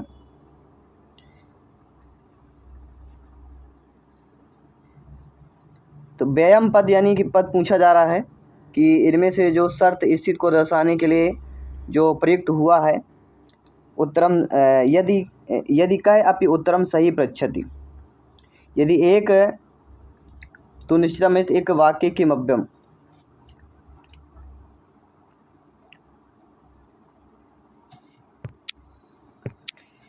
तो ऐसा है वाक्य किम व्ययम, तो हो गया यद्यपि यदि, अर्थात इस वाक्य में यदि एक अव्यय पद है, यदि क्या होगा एक अव्यय पद हो जाएगा जो शर्त या स्थिति के दर्शाने के लिए संयुक्त हुआ है। ये तो पूछा जा रहा है। यदि कहे अपर उत्तरम सही पृच्छति तो निश्चितम अस्ति, ऐसा वाक्य किम अव्ययम यद्यपि या यदि, इस वाक्य में यदि एक अव्यय पद है जो शर्त या स्थिति को दर्शाने के लिए प्रयुक्त हुआ है। और इस प्रकार के गद्यांश के एग्जाम में प्रश्न आएंगे। फिर अगला है कि राजा सभायाम किम नाम पंडितः समागतैः, अर्थात गद्यांश के अनुसार राजा की सभा में कौन जो है महान पंडित का आगमन हुआ था, किस नाम के महान पंडित का आगमन हुआ था, तो महान पंडित अगस्त्य का आगमन हुआ था। किसका हुआ है? अगस्त्य का आगमन। हो सकता है गद्यांश चेंज हो सकता है या यही गद्यांश पूछा जाएगा तो आपसे बन जाना चाहिए।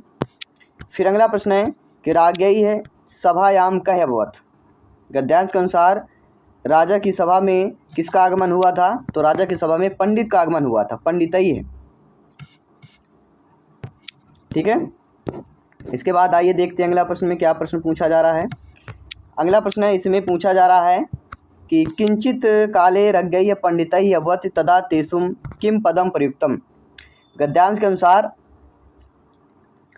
पंडित पद का इसमें पंडितई अभवत किंचित काले राज्ञ पंडित अभवत तदा तेसुम किम पदम प्रयुक्त, किस पद का प्रयुक्त हुआ है, तो पंडित अर्थात यहाँ पे पंडितस,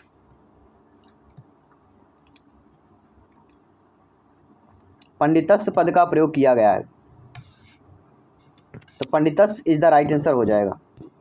इसके बाद अगला प्रश्न प्यारा सा प्रश्न है, यदि कहे अपि उत्तरम सही पृच्छति तो निश्चितम अस्ति एतेन अस्य कह आशय, अर्थात इस वाक्य का तात्पर्य है अपि उत्तरम सही पृच्छति, परिणाम की निश्चिंता तो निश्चितम अस्ति, परिणाम की निश्चिंता निश्चित या विनिश्चित, इस वाक्य का तात्पर्य किससे है? निश्चित या विनिश्चित से है। तो निश्चितम अस्ति एतेन अस्य कह आशय, निश्चितम या विनिश्चितम, D option is the right answer. Sanskrit में बहुत ही सरल प्रश्न है, इतना कठिन नहीं पूछा गया जितना आप लोग समझ जाते हैं। तेषुम राज्यभायाम पंडितैः समागतैः अस्मिन् वाक्ये विशेषण पदम किम, इसमें विशेषण पद क्या होगा? पंडितैः, पंडितैः शब्द क्या हो जाएगा यहाँ पे? विशेषण पद हो जाएगा। पंडित की विशेषता बताने वाले पंडित या महान विशेषण, जो जिसकी विशेषता बताएं वह हो जाता है। फिर अगला आपके पीआईक्यू सीरीज में कि निश्चल पदस्य कह समास अथवा विग्रह, तो निश्चल में निर्गत चलात इति अव्ययी भाव समास आ जाता है। क्या होगा? निर्गत चलात इति अव्ययी भाव समास, निश्चल पदस्य समास अवति निर्गत चलात इति अव्ययी भाव समास आ जाएगा।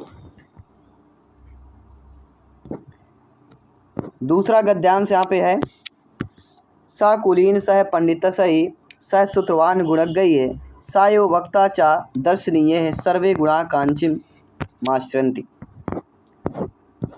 अब इससे संबंधित हम प्रश्न करेंगे।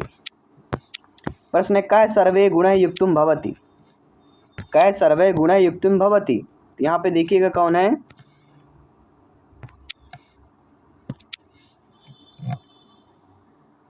सर्वे गुणाएं कंचन माश्रयन्ति, अर्थात इसका अर्थ क्या होगा? सर्वे गुणाएं कंचन माश्रयन्ति मतलब नीति शतक के इस श्लोक के अनुसार समाज में जिसके पास धन, कंचत मतलब क्या होता है? धनिक। इसके बाद अगला प्रश्न है, अस्य पदस्य कह रचयिता, इस पद के रचयिता कौन है? तो भर्तहरि जो है इस पद के रचयिता हो जाएंगे।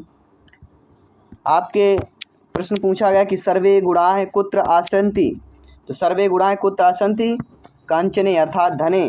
श्लोक की स्पष्ट पंक्ति में सर्वे गुणाः कंचनमाश्रयन्ति अर्थात सभी गुण स्वर्ण धन में आश्रय लेते हैं। सभी गुण किस में आश्रय लेते हैं? स्वर्ण धन में आश्रय लेते हैं। फिर अगला है श्रुतवान इति पदस्य आधुनिके अर्थ का। श्रुतवान पद का आधुनिक अर्थ क्या होगा? शास्त्र ज्ञान युक्त के अनुसार श्रुतवान, first option is the right answer. श्रुतवान का जिसे शास्त्रों को सुना और सीखा हो, अर्थात शास्त्रज्ञ या विद्वान।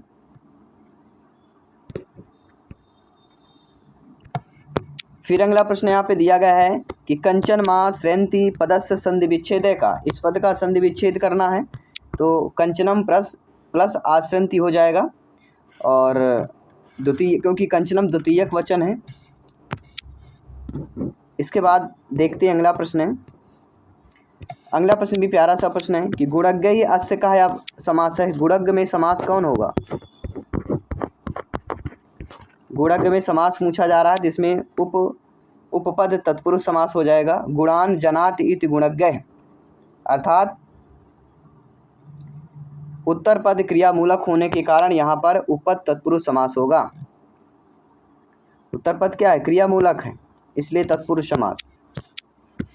दसनी अत्र का प्रत्यय, दसनी में प्रत्यय क्या होगा? प्रत्यय उपसर्ग पूछा चाहता था। दसनी में अनियर प्रत्यय लगा हुआ है, सभी लोग जानते हैं। दस धन अनियर बराबर दसनीय। अब आपके देखेंगे पेडागॉजी के प्रश्न। कुछ और प्रश्न है। अधोदत्तेषु शुद्ध वाक्यम किम? सह बालकः अस्ति, ते फले स्तः, ते गृहे स्तः, ते फलानि सन्ति। शुद्ध वाक्य क्या होगा? ते फलानि सन्ति हो। कि कर्ता और क्रिया के वचन तथा लिंग व शुद्ध मेल हमें किस में दिख रहा है? आपके ऑप्शन नंबर डी में दिख रहा है। अब आप बोलेंगे कि सर मान लीजिए हमसे ट्रांसलेट करना नहीं आता है, तो और भी ऑप्शन को हम कैसे पहचानेंगे, कैसे जानेंगे? ये भी बिल्कुल सही बात बोली गई है आप लोगों से, और ये चीज़ें फेस देखने को मिलता भी है। तो सह बालकः अस्ति, सह बालकः अस्ति, ते फले स्तः, तो फले यहाँ पे हो गया। ते गृहे स्तः, तो गृहे गलत है।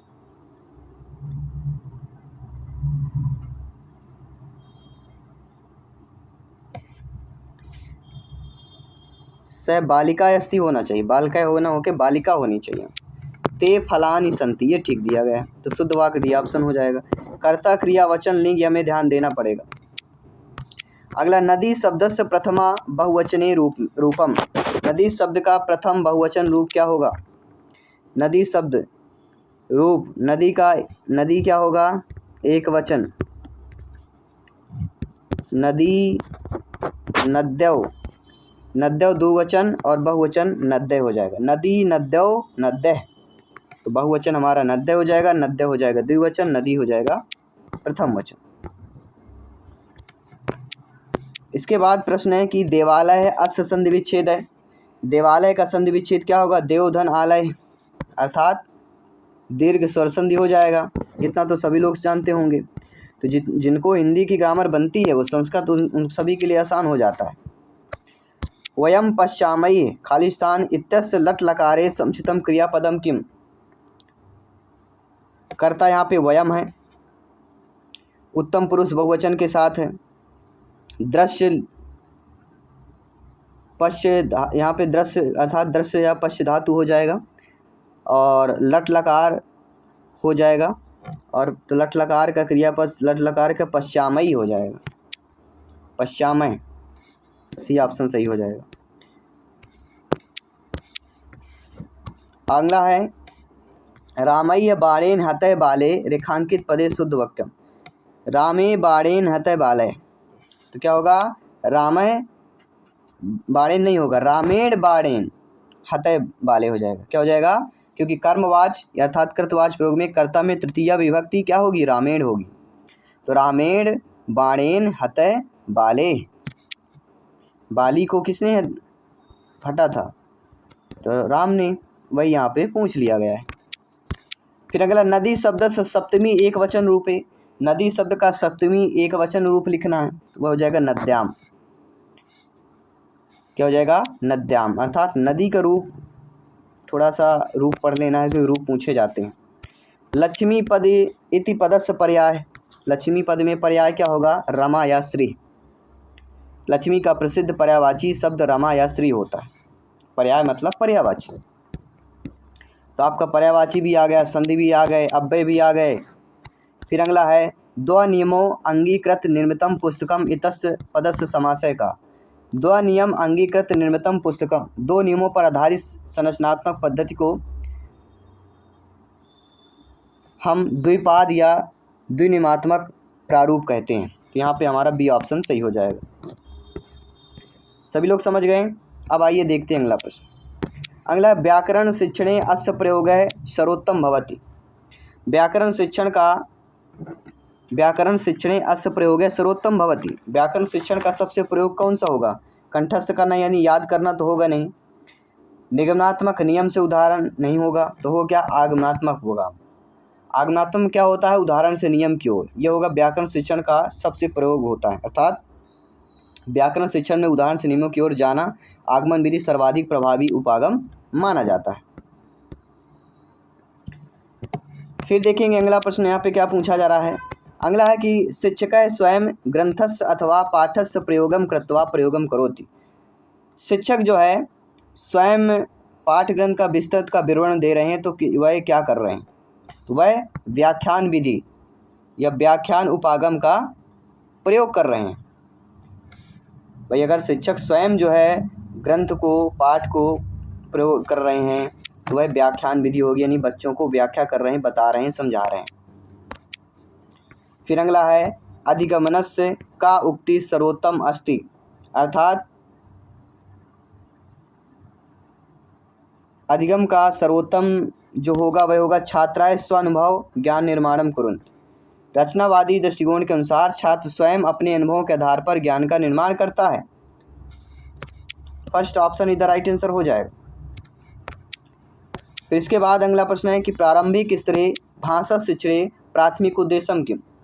प्राथमिक स्तर पर भाषा शिक्षण का मुख्य उद्देश्य क्या होता है? भाषायाः अभिव्यक्ति सामर्थ्य, अर्थात बालकों के विचारों के व्यक्ति की क्षमता का विकास करना। तो डी ऑप्शन इधर राइट आंसर हो जाएगा। भाषायाः अभिव्यक्ति सामर्थ्यस्य विकासे भवति।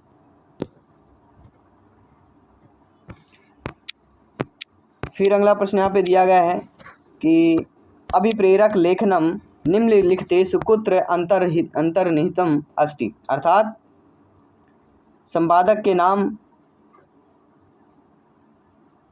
पत्र एवं पाठक को अपने विचारों को सहमित करने का जो प्रयास है वह कार्य मूल्यांकनम संपादनम प्रतिपत्राणि अंतर्निहित होगा, क्योंकि संपादक के नाम पत्र मूल्यांकन लेखन में पाठकों को अपने विचारों सहमित करने का प्रयास, तो कार्य मूल्यांकनम संपादकम प्रतिपत्राणि। यह आपके एग्जाम में पेपर में आए हुए प्रश्न। अब देखते हैं अगला प्रश्न क्या पूछा जा रहा है। छात्राय शांतिपूर्ण जीवनाय अभिप्रेरिताय भवेयुः परस्परं मिलित्वा वसेयुः अन्येषां कृते च कार्यं कर्तुं सज्जिताय भवेयुः इति संबद्ध शिक्षणं किम उच्यते। मतलब कह रहा है कि शांतिपूर्ण, छात्रों के शांतिपूर्ण जीवन, भ्रातृत्व और सामाजिक उत्तरदायी की रक्षा देना कौन सा कहलाएगा? वह मूल शिक्षा कहलाती है। और अगला प्रश्न है कि भाषा अधिगमे सूचना प्रकाशनम विज्ञापनम च संदर्भ रूपेण व्यवहारे क्रियते तेषाम उपयोगिता भवति। सूचना और विज्ञापनों का प्रयोग मुद्दे समृद्ध वातावरण तैयार करता है।